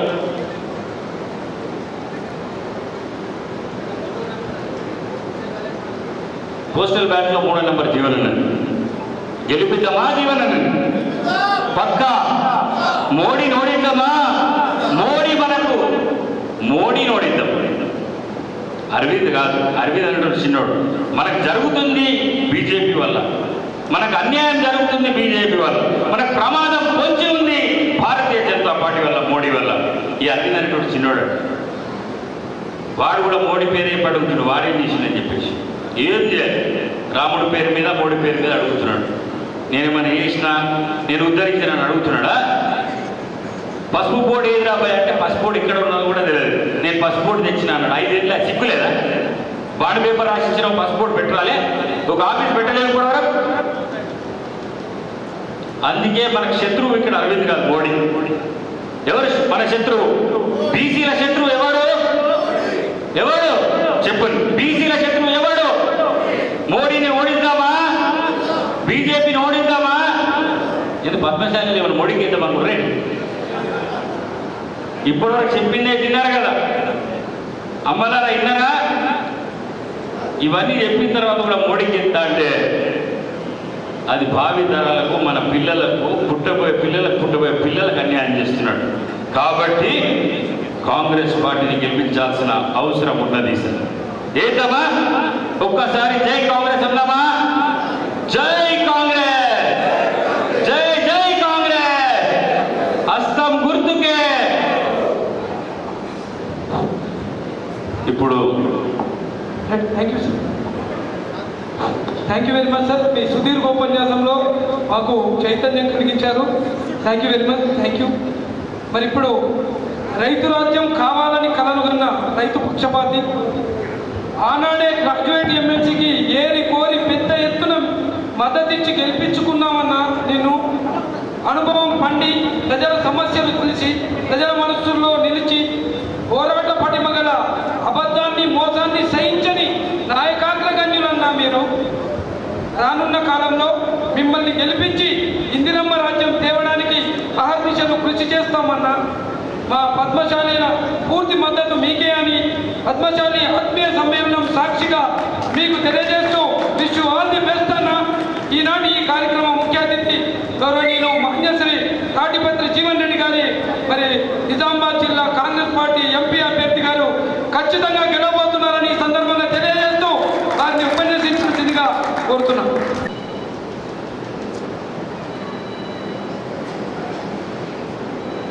ఈనాటి పద్మశాలి ఆత్మీయ సమ్మేళన కార్యక్రమ నిర్వాహకులు సభాధ్యక్షులైనటువంటి అంబాల శ్రీనివాస్ గారు, కార్యక్రమ ముఖ్య అతిథులు, మిత్రులు, మాజీ శాసనసభ్యులు, ప్రస్తుతం మినరల్ డెవలప్మెంట్ కార్పొరేషన్ అధ్యక్షులైనటువంటి సోదరుడు అనిల్ గారు, ఆర్మూర్ కాంగ్రెస్ మొన్నటి ఎన్నికల్లో కాంగ్రెస్ పార్టీ అభ్యర్థిగా పోటీల నుంచి ఆశీస్సులు పంట పొందలేకపోయినప్పటికీ అనునిత్యం ప్రజానీకానికి అందుబాటులో ఉంటూ సేవలు చేస్తున్నటువంటి సోదరుడు వినయ్ రెడ్డి గారు, మా మిత్రుడు ఉర్దూ అకాడమీ చైర్మన్ తాహిర్ బిన్ అమ్దాని గారు, మార్కెట్ అధ్యక్షులైనటువంటి మిత్రులు మార గంగారెడ్డి గారు, ఆర్మూర్ నియోజకవర్గ పద్మశాలి సేవ సంఘ అధ్యక్షులైనటువంటి సోదరుడు సునీల్ గారు, ఆర్మూర్ మున్సిపల్ చైర్పర్సన్ అయినటువంటి అయ్యప్ప శ్రీనివాస్ గారు, మా మిత్రులు ఆర్మూర్ మొట్టమొదటి మున్సిపల్ చైర్పర్సన్ గారు అయినటువంటి గంగాధర్ గారు, ప్రస్తుత కార్పొరేటర్ అయినటువంటి సంపత్ గారు, మా మిత్రులు పెద్దలు పద్మశాలి సదానందన గారు, చంద్రమోహన్ రెడ్డి గారు, బబ్లు గారు, మరి మాజీ మున్సిపల్ చైర్పర్సన్ గారు, ఇంకా వేదికను అలంకరించిన మా సోదరుడు రాజశేఖర్ గారు, చార్టెడ్ అకౌంటెంట్, యువ మిత్రుడు, సామాజిక చైతన్య స్ఫూర్తితో ఏదైతుందో సేవ చేస్తున్నటువంటి సోదరుడు రాజశేఖర్ గారు, ముఖ్యంగా వేదికను అలంకరించినటువంటి వివిధ హోదాల్లో ఉన్న పద్మశాలి సోదరులు, ముఖ్యంగా ఈనాటి సమావేశంలో పాల్పంచుకుంటున్న మా పద్మశాలి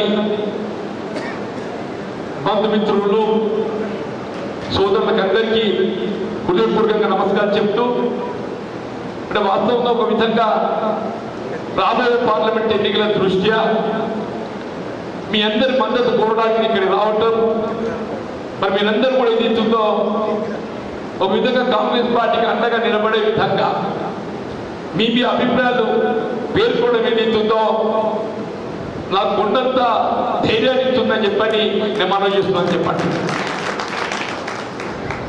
మీరు సమాజంలో అత్యంత చైతన్య గల వర్గం ఏది అంటే పద్మశాలి వర్గం అని చెప్పి చెప్పక తప్పదంటుంది.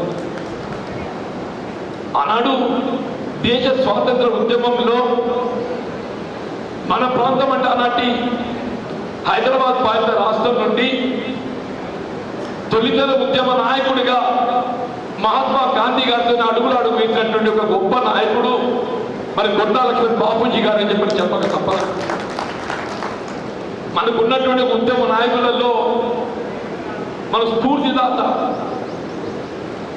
మన దేశ స్వాతంత్ర ఉద్యమంలో పాల్గొనడమే కాకుండా హైదరాబాద్ రాష్ట్ర విముక్తి పోరాటంలో కూడా మరి ముందంజలో ఉన్నటువంటి గొప్ప ఉద్యమకారుడు కొండా లక్ష్మణ్ బాపూజీ.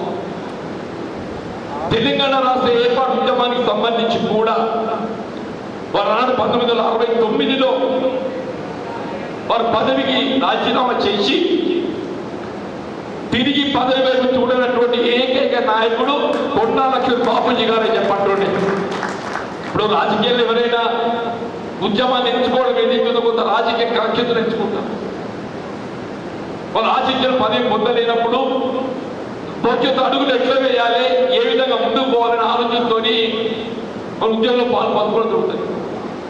కానీ కొండా లక్ష్మణ్ బాపూజీ గారు ఆ విధంగా కాదు. వారు ఏదైతుందో ఒక ఉద్యమ నాయకుడిగా, అంటే స్వాతంత్ర ఉద్యమ నాయకుడిగా వారికి ఏదైతే ఆ స్పిరిట్ ఉందో అది తెలంగాణ రాష్ట్ర ఏర్పాటుకి ఏదైతుందో మరి వారి పదవికి త్యాగం చెప్పడం జరిగిందని చెప్పండి. వీళ్ళ మలిదేశ ఉద్యమంలో కూడా కేసీఆర్ గారు ఏదైతుందో మరి ఎప్పుడైతే తెలంగాణ రాష్ట్ర సమితి ఏర్పాటు చేసి రాష్ట్ర ఏర్పాటు వైపు అడుగులు వేయడం జరిగిందో వారికి ఆనాటి రాష్ట్ర రాజధాని హైదరాబాద్ లో టిఆర్ఎస్ కార్యాలయం ఏర్పాటు చేసుకోవడానికి వారి జలదృశ్యాన్ని ఏదైతుందో కార్యాలయం వరకు ఇచ్చి తెలంగాణ కమిట్మెంట్ ను రుజువు చేస్తున్నటువంటి గొప్ప వ్యక్తిత్వ నాయకుడు కొండా లక్ష్మణ్ బాపూజీ గారు చెప్పారు. తదుపరి కాలంలో కూడా దేశ రాజధాని ఢిల్లీ నగరంలో జర్మన్ ఎముకలు కొరికే చలిలో 90 సంవత్సరాల వృద్ధాప్యం ఏదైతుందో మరి నిరాహార దీక్ష చేసినటువంటి తెలంగాణ కమిట్మెంట్ అని చెప్పంటారు. కమిట్మెంట్ అని చెప్పంటారు. వీరందరూ కూడా తెలంగాణ నాయకులమేనే చెప్పుకోవడానికి. కానీ ఆయన జీవితకాలం ఏ తెలంగాణ కూడా పదవి త్యాగం చేయడం జరిగిందో మళ్ళీ పదవైపు చూడనటువంటి గొప్ప నాయకుడు కొండా లక్ష్మణ్ బాపూజీ మన పద్మశాలి వర్గం కావడం యావత్ పద్మశాలి సమాజానికి గౌరవం చెప్పండి, గౌరవం చెప్పండి. మా మిత్రుడు అన్ని గారితో పేర్కొంటున్నాను.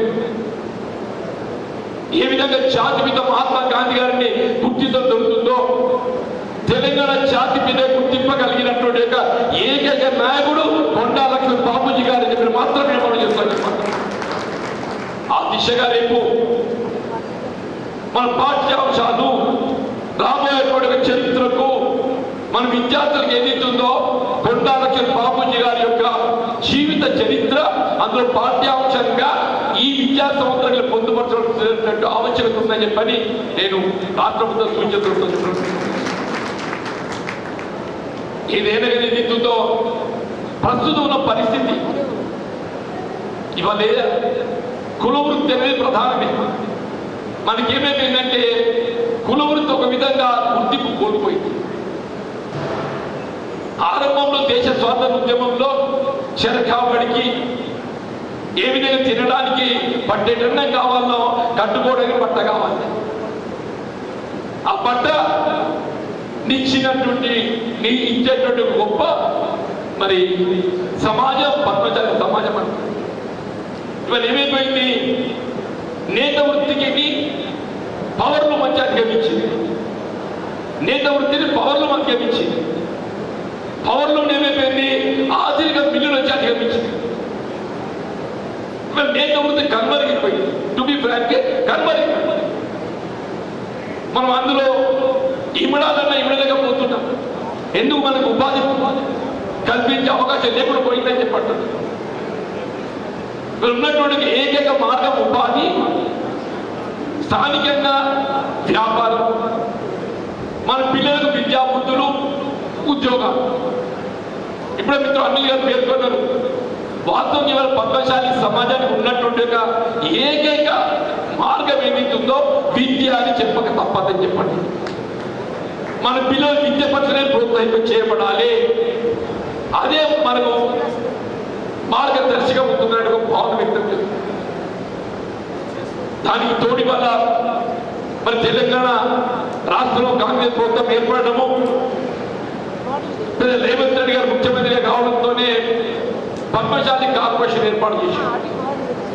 మన దాంట్లో ఏదైతుందో స్వయం ఉపాధికి సంబంధించి మన ప్రభుత్వ పరంగా నిధులు సమకూర్చడానికి రాయితీతో దాని బ్యాంకర్ సహకారంతో ఏదైతుందో మనం ఏదైనా వ్యాపారం నిలబెట్టుకోవాలంటే కనీసం ఒక 10 లక్షల రూపాయలు కావాలి.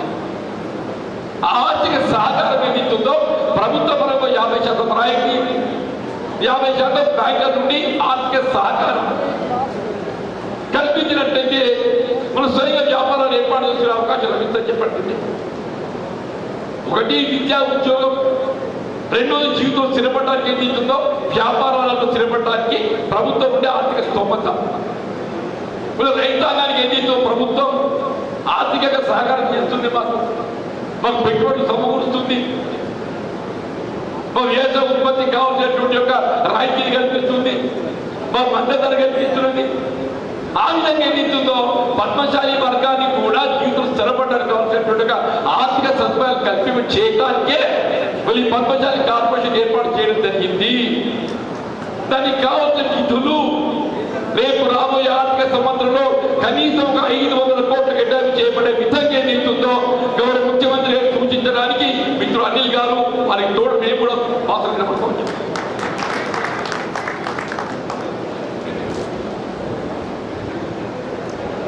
అంటే కార్పొరేషన్ నిధుల సమకూర్పు చేయబడినప్పుడు మాత్రమే దాన్ని గుర్తించుకుంటుంది. నిధులు సమకూర్చ లేకపోయినప్పుడు ఏముండదు. దయచేసి ఇది ఒక అంశం. రాజకీయ అంశం కూడా ఇంకోటి చెప్పండి, రాజకీయ అంశం కూడా చెప్పండి. మిత్రుడు అనిల్ గారు వాస్తవంగా రాజకీయ కుటుంబం కింద వచ్చాడు. వారి తండ్రి గారు జడిపి తీసి నేను వారు ఎమ్మెల్యే గెలిచినప్పుడు ఈ అనిల్ ఊళ్ళో నాకు ఎమ్మెల్యే గెలిచి వచ్చినట్టు అనుకుంటే అదే నాకు తెలియదు. వాస్తవం చెప్పట్టు నేను ఆయనకైనా రాజకీయంగా ప్రజలు చాలా సీనియర్. 2009 ఎన్నికలను ఆశ పెద్ద పొందలేదు. ఇప్పుడు ఆయన ప్రజా రాజకీయాలు చేసి వచ్చింది, పాల్గొండకి నేను ఇలా తగ్గించడం అని ఆశామాజీ వ్యక్తి కాదు. ఆయన రాజకీయ కుటుంబం, మన తండ్రి గారు జడ్పీటీసీ ఉంటుంది. ఆ నేపథ్యంలో నేను ప్రజాజీవితం సేవ చేయాలని సంకల్పంలో ముందుకొచ్చిండు. అందులో భాగంగా ఏదైతుందో ఇవాళ ఆయన ప్రజలు ఆదరించి ఆయనకి ఎమ్మెల్యే అవకాశం కల్పించేది పేర్కొన్నాను. ఇవాళ మళ్ళీ పోటీ చేద్దామంటే ఆయనకు అవకాశం వస్తుండే. కానీ ఏదైతుందో రాష్ట్రంలో నెలకొన్న పరిస్థితులలో ఆయన కొంత మరి వారికి రేవంత్ రెడ్డితో సాన్నిధ్యంతో ఏదైతుందో మరి వారు మీకు పేర్కొనమా అనిల్ గారు పోటీ చేద్దామని చెప్పి అనుకుంటే మరి టికెట్ సమస్య కాదు. ఎందుకంటే రేవంత్ రెడ్డి గారి వరకు ఉన్న సాన్నిధ్యం అని చెప్పండి. ఇలా పార్లమెంట్కి సంబంధించి కూడా మా మిత్రులు సునీల్ పేర్కొంటారు. అనిల్ గారు పార్లమెంట్ పోటీ చేయడానికి కావాల్సినటువంటి అన్ని అవకాశాలు అర్హతలు అన్ని వారికి కలిగి ఉన్నారని చెప్పండి. నేను ఆయన ప్రధాన అడ్డంకి నేనే అయినా, వేరే కూడా కాదు. నేను ఎమ్మెల్యేగా ఆశించబడితే పొందలేకపోయింది. నాకు ప్రతి ఏదైతుందో నేను కూడా జీవితం కోసం వచ్చిన ఏం చేయాలని చెప్పంటే నేను గతంలో పార్లమెంట్ పోటీ చేసిన మరొకసారి పార్లమెంట్ పోటీ చేస్తే ఎట్లయితే కట్టాలి. నేను ఎప్పుడైతే తెర మీదకి వచ్చిందో కాంగ్రెస్ పార్టీ అధిష్టానానికి నాకున్నట్టుగా సీనియారిటీ, కాంగ్రెస్ పార్టీ నాకు సీనియారిటీ అనుభవం అని ఏదైనా కానివ్వండి, నేను తెర మీద రావడంతో నన్ను కాదనలేక సోదరు అనిల్ పక్కన పెట్టి నాకు అవకాశం కల్పించి నేను ఫ్రాంక్గా చెప్తున్నాను. నేనే గట్ట లేకుండా ఉన్నట్టయితే, నేను మొన్న ఎమ్మెల్యేగా గెలిచి ఉన్నట్టయితే మా మిత్రుడు అనిల్ గారు ఏదైతుందో వీళ్ళ పార్లమెంట్లో కూర్చున్న వాడని చెప్పండి. అందుకే ఇవాళ ఆయన ఏదైతుందో నాలో ఆయన గెలుపు చూసుకుంటుండు, నాలో ఆయన యొక్క గెలుపు చూసుకుంటుండే చెప్పంటున్నా. నా గెలుపే తన గెలుపుగా భావించి ఏదైతుందో ఇవాళ నీ సమాజం నిర్వహించిందని చెప్పండి. నేను కూడా చెప్పంటున్నాను ఈనాడు సభాముఖంగా, రేపు భవిష్యత్తులో ఎప్పుడు అవకాశం వచ్చినా అనిల్ గారికి బాధ్యతగా నిలబడటం నా బాధ్యత చెప్పని ఈనాడు 6 పద్మశాలి సేవ సమాజంగా చెప్తున్నా చెప్పండి. ఎందుకంటే రాజకీయ అవకాశం రావటం అనేది అది చెప్పి రాదని చెప్పంటున్నా. నేను ఎమ్మెల్యే ఓడిపోతా, పార్లమెంట్ పోటీ చేసే అది పరిస్థితి వస్తుంది నేను అనుకోది.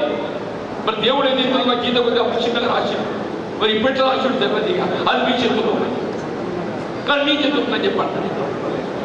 దయచేసి ఏది ఏమైనా కానీ ఇవాళ ప్రస్తుతంలో పరిస్థితుల్లో అందరూ కూడా ఆలోచించదగ్గ విషయం మిత్రుడు అనిల్ గారు చాలా స్పష్టంగా పేర్కొంది. ఇద్దరు విషయం అవసరం చెప్పండి. వీళ్ళ భారతీయ జనతా పార్టీకి ఏమీ లేదు.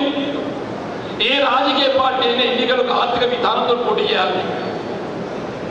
భారతీయ జనతా పార్టీ ఏ ఆర్థిక విధానం లేకుండా సమాజంలో మత విద్వేషాలు తెచ్చగొట్టడమే వారి యొక్క విధానం అయిపోయిందని చెప్పండి. ఈ సమాజాన్ని ఏ విధంగా చీల్చడమో, ఏ విధంగా రాజకీయ లబ్ధి పొందడమే వాళ్ళ ఏకైక ఆలోచన విధానంతో ముందుకుపోతారని చెప్పండి. వాళ్ళు ఏమంటారు, మేము అధికారానికి వస్తే ముస్లింల రిజర్వేషన్ రద్దు చేస్తాం. నాకు ఆశ్చర్యమే చెప్పండి. నిజంగానే మతపరంగా ఎక్కడైనా రిజర్వేషన్ కల్పిస్తే రద్దు చేయాల్సిందే. మతపరంగా రిజర్వేషన్ కల్పిస్తే రద్దు చేయాల్సిందంటూ నేను కాంగ్రెస్ పార్టీ ఎన్నడూ కూడా మతపరమైన రిజర్వేషన్ సమర్చించదు. అది హిందువులనే కానీ ముస్లింలనే కానీ సామాజిక వెనుకబడుతనాన్ని పరిగణలోకి తీసుకొని మాత్రమే రిజర్వేషన్ సౌకర్యం కల్పించడం జరుగుతుంది. వీళ్ళ హిందువులలో కూడా మనం అనుభవిస్తున్న రిజర్వేషన్లో సామాజిక వెనుకబడుతనాన్ని స్ఫూర్తిగా తీసుకొని ఏదైతుందో బలహీన వర్గాలకు రిజర్వేషన్ కల్పించారు. బ్యాక్వర్డ్ క్లాస్ ఆర్థిక వెనుకబడతాం కాదు. ఇలా ఉన్నత వర్గాలలో కూడా ఆర్థిక వెనుకబడతాం ఉన్నది. కానీ ఏదైతుందో బాబాసాహెబ్ బిఆర్ అంబేద్కర్ సూచించినటువంటి ఒక ఆలోచన పుట్టి ఆర్థిక వెనుకబడతాను కంటే సామాజిక వెనుకబడతానని తీసుకోవాలి. వీళ్ళు తెలంగాణ రాష్ట్రమే కానీ, కర్ణాటక రాష్ట్రమే కానీ, తమిళనాడే కానీ ఎక్కడెక్కడైతే ముస్లింల రిజర్వేషన్ కల్పిస్తుందని చెప్పి భావిస్తున్నారో అది మతపరమైన రిజర్వేషన్ కాదు. అది కేవలం సామాజిక వెనుకబడతనం దృష్ట్యా ముస్లింలలో ఉన్న కొన్ని కులాలను ఏ విధమైన హిందువులలో ఉండే కొన్ని కులాలను గుర్తించింది. కొన్ని కులాలు మరి ఉదాహరణకి ఇదే వేదికపై మేమున్నాం, నేనున్నా మీ నేనున్నాడు, మాకు రిజర్వేషన్ లేదు, మేము హిందువులం, మాలో సామాజిక వెనుకబడతాం అనేది ఏదైతుందో మీలో కొంత వెనుకబడతాం మాలో లేదు. కాబట్టి మా రిజర్వేషన్ సౌకర్యం మాకు కల్పించబడలేదు. ఇవాళ మోడీ గారు ఏం చేసిందో ఏ విధమైనటువంటి సామాజిక వెనుకబడతనాన్ని గమనంలోకి తీసుకోకుండా ఇవాళ 6 వేదిక పేర్కొంటున్నాను నేను. మొత్తం దేశంలో ముస్లిం రిజర్వేషన్ అమలు చేస్తున్నటువంటి ప్రభుత్వం ఏదో ఉన్నదంటే భారతీయ జనతా పార్టీ అని చెప్పంటున్నాను. ఇవాళ ఇక్కడికి వచ్చి మన ఎత్తగొంటున్న ముస్లింలు హిందువులు అని చెప్పని ఇవాళ ఎకనామికల్ వీకర్ సెక్షన్ ఆర్థిక వెనుకబడుతున్నటువంటి ఒక ఆలోచనతో మొత్తం దేశంలో ముస్లింలకు అందరికీ కూడా రిజర్వేషన్ సౌకర్యం కల్పిస్తున్నది భారతీయ జనతా పార్టీ అని చెప్పండి. వారితో ఆలోచించండి చెప్పండి. నేను యూపీలో ముస్లింల రిజర్వేషన్ లేదు, కానీ భారతీయ జనతా పార్టీ ఇలాంటి భారత ప్రధాని మోడీ గారు ఏదైతుందో యూపీలో ఉన్న ముస్లింలకు అందరికీ ఆర్థిక వెనుకబడుతున్న నెపంతో ఏదైతుందో రిజర్వేషన్ సౌకర్యం కల్పిస్తున్నారు.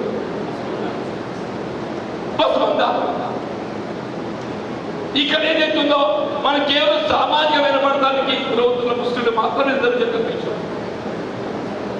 సయ్యద్, ఖాన్, పఠాన్, మొఘల్ రిజర్వేషన్ లేదు. ఎందుకో వాళ్ళ సామాజిక వెనుకబడతాం లేదు. మోడీ ఏం చెప్తుండో ఇదే సయ్యద్కు, ఖాన్కు, పఠాన్కు, మొఘల్కు రిజర్వేషన్ కల్పిస్తుంది ఎవరు? ఇలా భారతీయ జనతా పార్టీ అని చెప్తున్నారు. నిజమా కాదా? అంటే ఏంటి ఆలోచన? స్పష్టత లేదు. ఆయన ఆలోచన స్పష్టత లేదు. ఏ విధంగా రాజకీయ లబ్ధి పొందాలనే ఆలోచన తప్ప రాజకీయ స్పష్టత లేదు అని చెప్పంటున్నా. నువ్వు ముస్లిం రిజర్వేషన్ కల్పించడం ఎప్పుడైతే తప్పుగా భావిస్తున్నావో మరి దేశంలో ముస్లింలకు ఎకనామికల్ వీకర్ సెక్షన్ అనే ఒక భావనతో రిజర్వేషన్ సౌకర్యంగా మొత్తం దేశం అమలు చేస్తున్నారు. 10% అత్యధికంగా అవకాశం పొందడం ఎవరో అని చెప్పంటే మా ముస్లిం సమాజం అని చెప్పంటున్నా. నిజమా కాదా? ఈ బాధ్యత ఎవరు?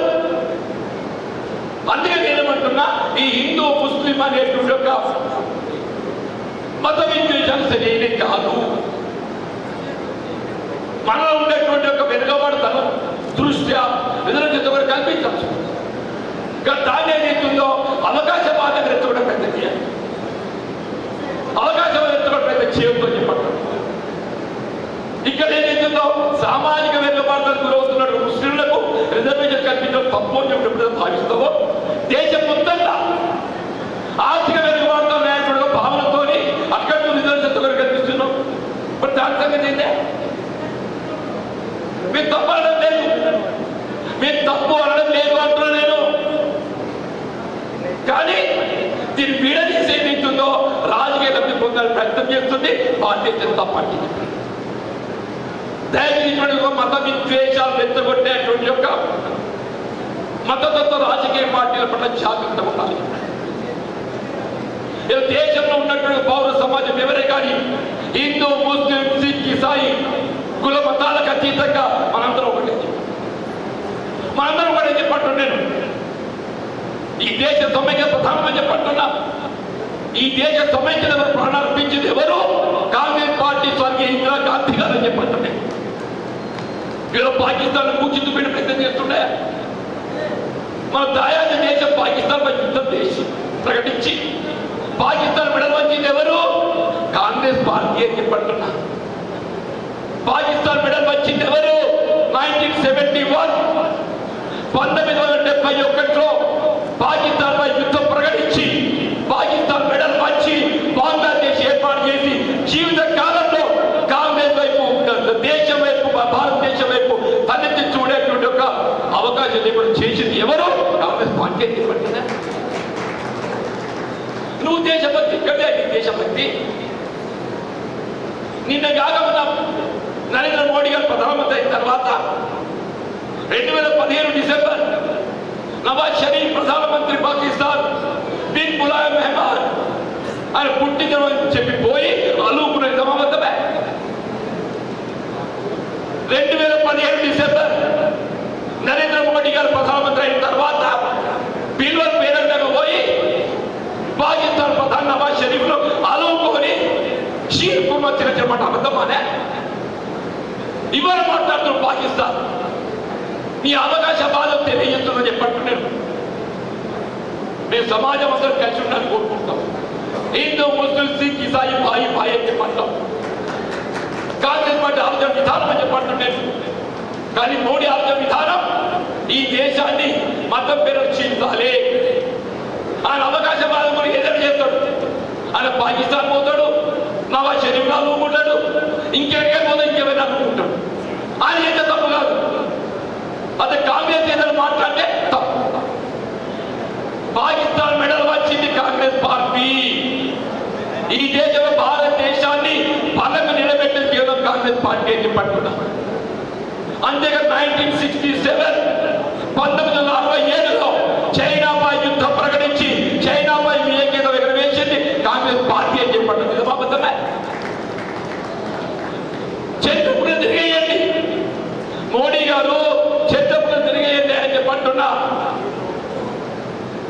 నీకేమిస్తుందో నీ దేశ స్వాతంత్ర పూర్వం ఏముండే, స్వాతంత్ర ఆనందం ఏ విధంగా ఉండే, ఈ దేశం ఎక్కడికి వెళ్ళి ఎక్కడికి వచ్చింది, ఏ విధంగా వృద్ధి చెందింది, ఏ విధంగా పారిశ్రామిక వృద్ధి చెందింది, ఏ విధంగా సాగునీటి రంగం వృద్ధి చెందింది, అది లేదని లెక్క. మత విద్వేషాలు తెచ్చుకుంటానే ఆయన యొక్క ఆలోచన విధానం చెప్పండి. ఈ దేశంలో యువత మీద మనం ఉద్యోగ అవకాశాలు కల్పించాలి. ఉపాధి ప్రధానమని చెప్పండి. నేను సంవత్సరాలు 2 కోట్ల ఉద్యోగాలు ఇస్తాననే 10 సంవత్సరాలల్లా 20 కోట్ల ఉద్యోగాలు ఇవ్వాలి. నిజమాబద్ధమన్నా ఎన్ని ఇచ్చిన అడుగుతున్నా నేను. వీళ్ళ భారతీయ జనతా పార్టీ కేవలం ఏ విధమైన ఆర్థిక విధానం లేకుండా వీళ్ళ భారతీయ జనతా పార్టీ ప్రతి అరవింద్ గారే కానివ్వండి కాక ఆ 2019లో చేసిన ఒక వాగ్దానాన్ని ఏదైనా కానీ ఏంటి చెప్పంటున్నాను. మన 6 ప్రాంతాల జిల్లా కంపెనీ సెస్ పరిశ్రమలు ఏర్పాటు చేసే అవకాశం ఉన్నది. ఒక్క పరిశ్రమ వచ్చేది చెప్పండి అన్న. Armoor to Adilabad railway line ఏర్పాటు చేస్తే మన నార్త్ ఇండియా కనెక్టివిటీ ఏర్పడుతుంది. మన వ్యాపార పరంగా ఏం చెందుతుందో మనం వృద్ధి చెందుతాం. ఏమైంది రైల్వే లైన్ ఎందుకు నిర్మాణం చేపట్టలేకపోతున్నా చెప్పండి. నేను నువ్వు అధికార పార్టీ, కేంద్రంలో అధికారం ఉన్నది. కేంద్రంలో అధికారం ఉండి కూడా ఆర్మూర్ నిజామాబాద్ గుండె చప్పుడు ఆర్మూర్ అని చెప్పంటున్నా నేను. నిజామాబాద్ పార్లమెంట్ నియోజకవర్గం గుండె చప్పుడు ఆర్మూర్ అని చెప్పంటున్నా నేను. అటువంటి ఆర్మూర్ వృద్ధి చెందడానికి నీకు ఆర్మూర్ ఆదిలాబాద్ రైల్వే లైన్ అని చెప్పండి. దేవుడు నాకు అవకాశం వస్తే నేను మొట్టమొదటి ఈనాడు సభాముఖం అని చేస్తున్నాను. ఆర్మూర్ ఆదిలాబాద్ రైల్వే లైన్ నిర్మాణం తలపెట్టడం నా ప్రధాన బాధ్యత అని చెప్పండి. నేను మొన్న కూడా పేర్కొని నేను శ్రీరాజమైన శ్రీరామచంద్ర ప్రభు ఏమన్నా ఆదర్శం ఉంది. కలియుగంలో ఎవరు? వెంకటేశ్వర స్వామి. కరీంనగర్ దాకా రైల్వే వస్తుంది పెద్దదై. దాన్ని నిజామాబాద్ పొడిగిస్తే 6 రోజులు తిరుపతి పోవడానికి అవకాశం ఏర్పడింది. చిన్న విజయం బస్సు పోయి బస్సు ఇచ్చినట్టు మా అన్ని నమ్ముతున్నారు. బస్సు పోయి బస్సు ఇచ్చినట్టే అంటున్నాడు. ఏమో ఇప్పుడు వినే ఊరు తిరుగుతున్నాడు. మా ఊరి బస్సు అంతా కొంచెం నమ్ముతున్నారు. ఈ కోడి వెనుక బస్సు ఎక్కిందని చెప్పాను. మా ఊరు 5 సంవత్సరాలే 5 సంవత్సరాలే పార్లమెంట్ సభ్యుడు ఏంటిరా చెప్పంటే కరీంనగర్ దాకా అసలు తిరుపతి రైలు ఏదైతుందో కనీసం నిజామాబాద్ దాకా పొడిగించలేకపోయింది. పొడిగిస్తే 6 రోజుల్లో తిరుపతి పోతుండే, వెంకటేశ్వర స్వామి దర్శనం చేసుకోవస్తుండే. ఇప్పుడు ఎట్లా పోవాలి? సికింద్రాబాద్ పోవాలి, కాజీపేట పోవాలి, కాజీపేట కలిసి తిరుపతి పోవాలి. మీకే కాదండి ఆ మాటలు కోరుతారు. కోరుట్ల మెట్పెళ్ళి చేయించాలి అంటే సమస్య చూడే చెప్పంటున్నా. పని చేసే సంకల్పం ఉండాలి. ఉన్న మాట అంటే ఏదైతుందో రెచ్చగొట్టాలి. ఉన్న మాట రెచ్చగొట్టాలి. ఇవన్నీ చెప్తున్నా. నీ అవకాశం ఆడే వరకు ముస్లింల కొమ్ము కాదు ప్రతి చేసింది ఎవరు? నువ్వు కాదంటున్నాను. ముస్లింలు జాతీయ స్థాయిలో రిజర్వేషన్ సౌకర్యం కల్పిస్తున్నావు. నువ్వు కాదని చెప్పంటున్నాను. నేను జవాబు ఉందని చెప్పంటున్నాను. తెలంగాణ రాష్ట్రంలో సామాజిక వెనుకబడడానికి గురైన మా ముస్లింలు కల్పిస్తే మమ్మల్ని తప్పుపడతావు. నువ్వేం చేసినావు? నువ్వేం చేసినావు? నువ్వు కల్పించే సత్యమానే. దయచేసి చెప్తున్నా నేను ఇవాళ ఈ ఆరుగురు వేదిక ఏదైతుందో మా అనిల్ పక్కబడుతుంటే నాకు కూడా స్ఫూర్తి వస్తుంది. అనిల్ పక్కబడి నాకు కూడా స్ఫూర్తి వస్తుంది. అందుకు ఇద్దరు చర్చించుకుంటూ ఉంటాం. ఏంటిదే సమాజం ఎట్లా వివక్ష గురవుతున్నది, దాన్ని ఏ విధంగా మనం మార్పు చేయాలి. రాజకీయ పదవులు కాదు ప్రధానం. పదవులు వస్తుంటే అదృష్టం బట్టి, కానీ మనకు కొన్ని బాధ్యతలు ఉంటాయి.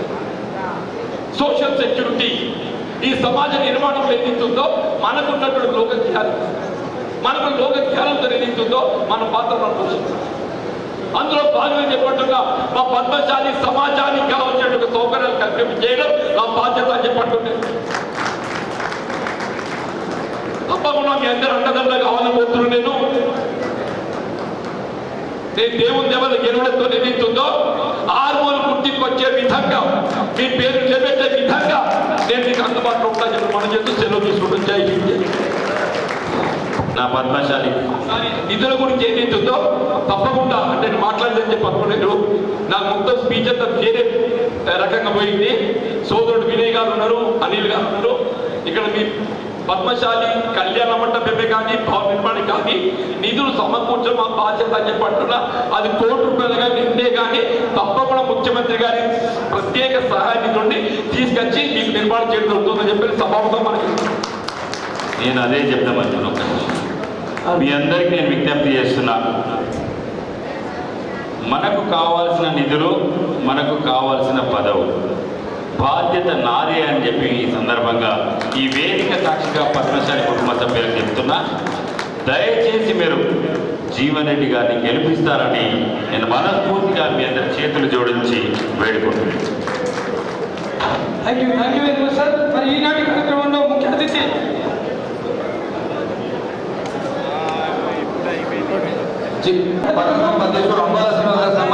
నిజామాబాద్ జిల్లా పార్లమెంట్ అభ్యర్థి కాంగ్రెస్ పార్టీ పక్షాన వారి విజయకేతనం ఎగరేయాలని ఆకాంక్షిస్తూ పద్మశాలి ఆత్మీయ సమ్మేళన పక్షాన మరి శాలతో సత్కరిస్తూ వారికి మార్కండేయుడు మరి విజయాన్ని రవీంద్రనాథ్ గారికి కూడా శాలతో సత్కరించాల్సిందిగా కోరుతున్నాం సార్.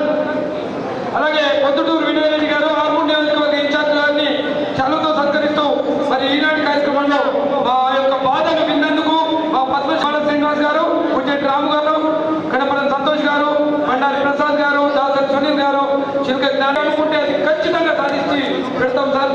మాకు మీ పట్ల పూర్తి నమ్మకం ఉంది సార్. ఖచ్చితంగా మీరు విజయకేతనం ఎగరేస్తారని ఆకాంక్షిస్తూ మరి ఆ మార్కండేయుడు కర్ణ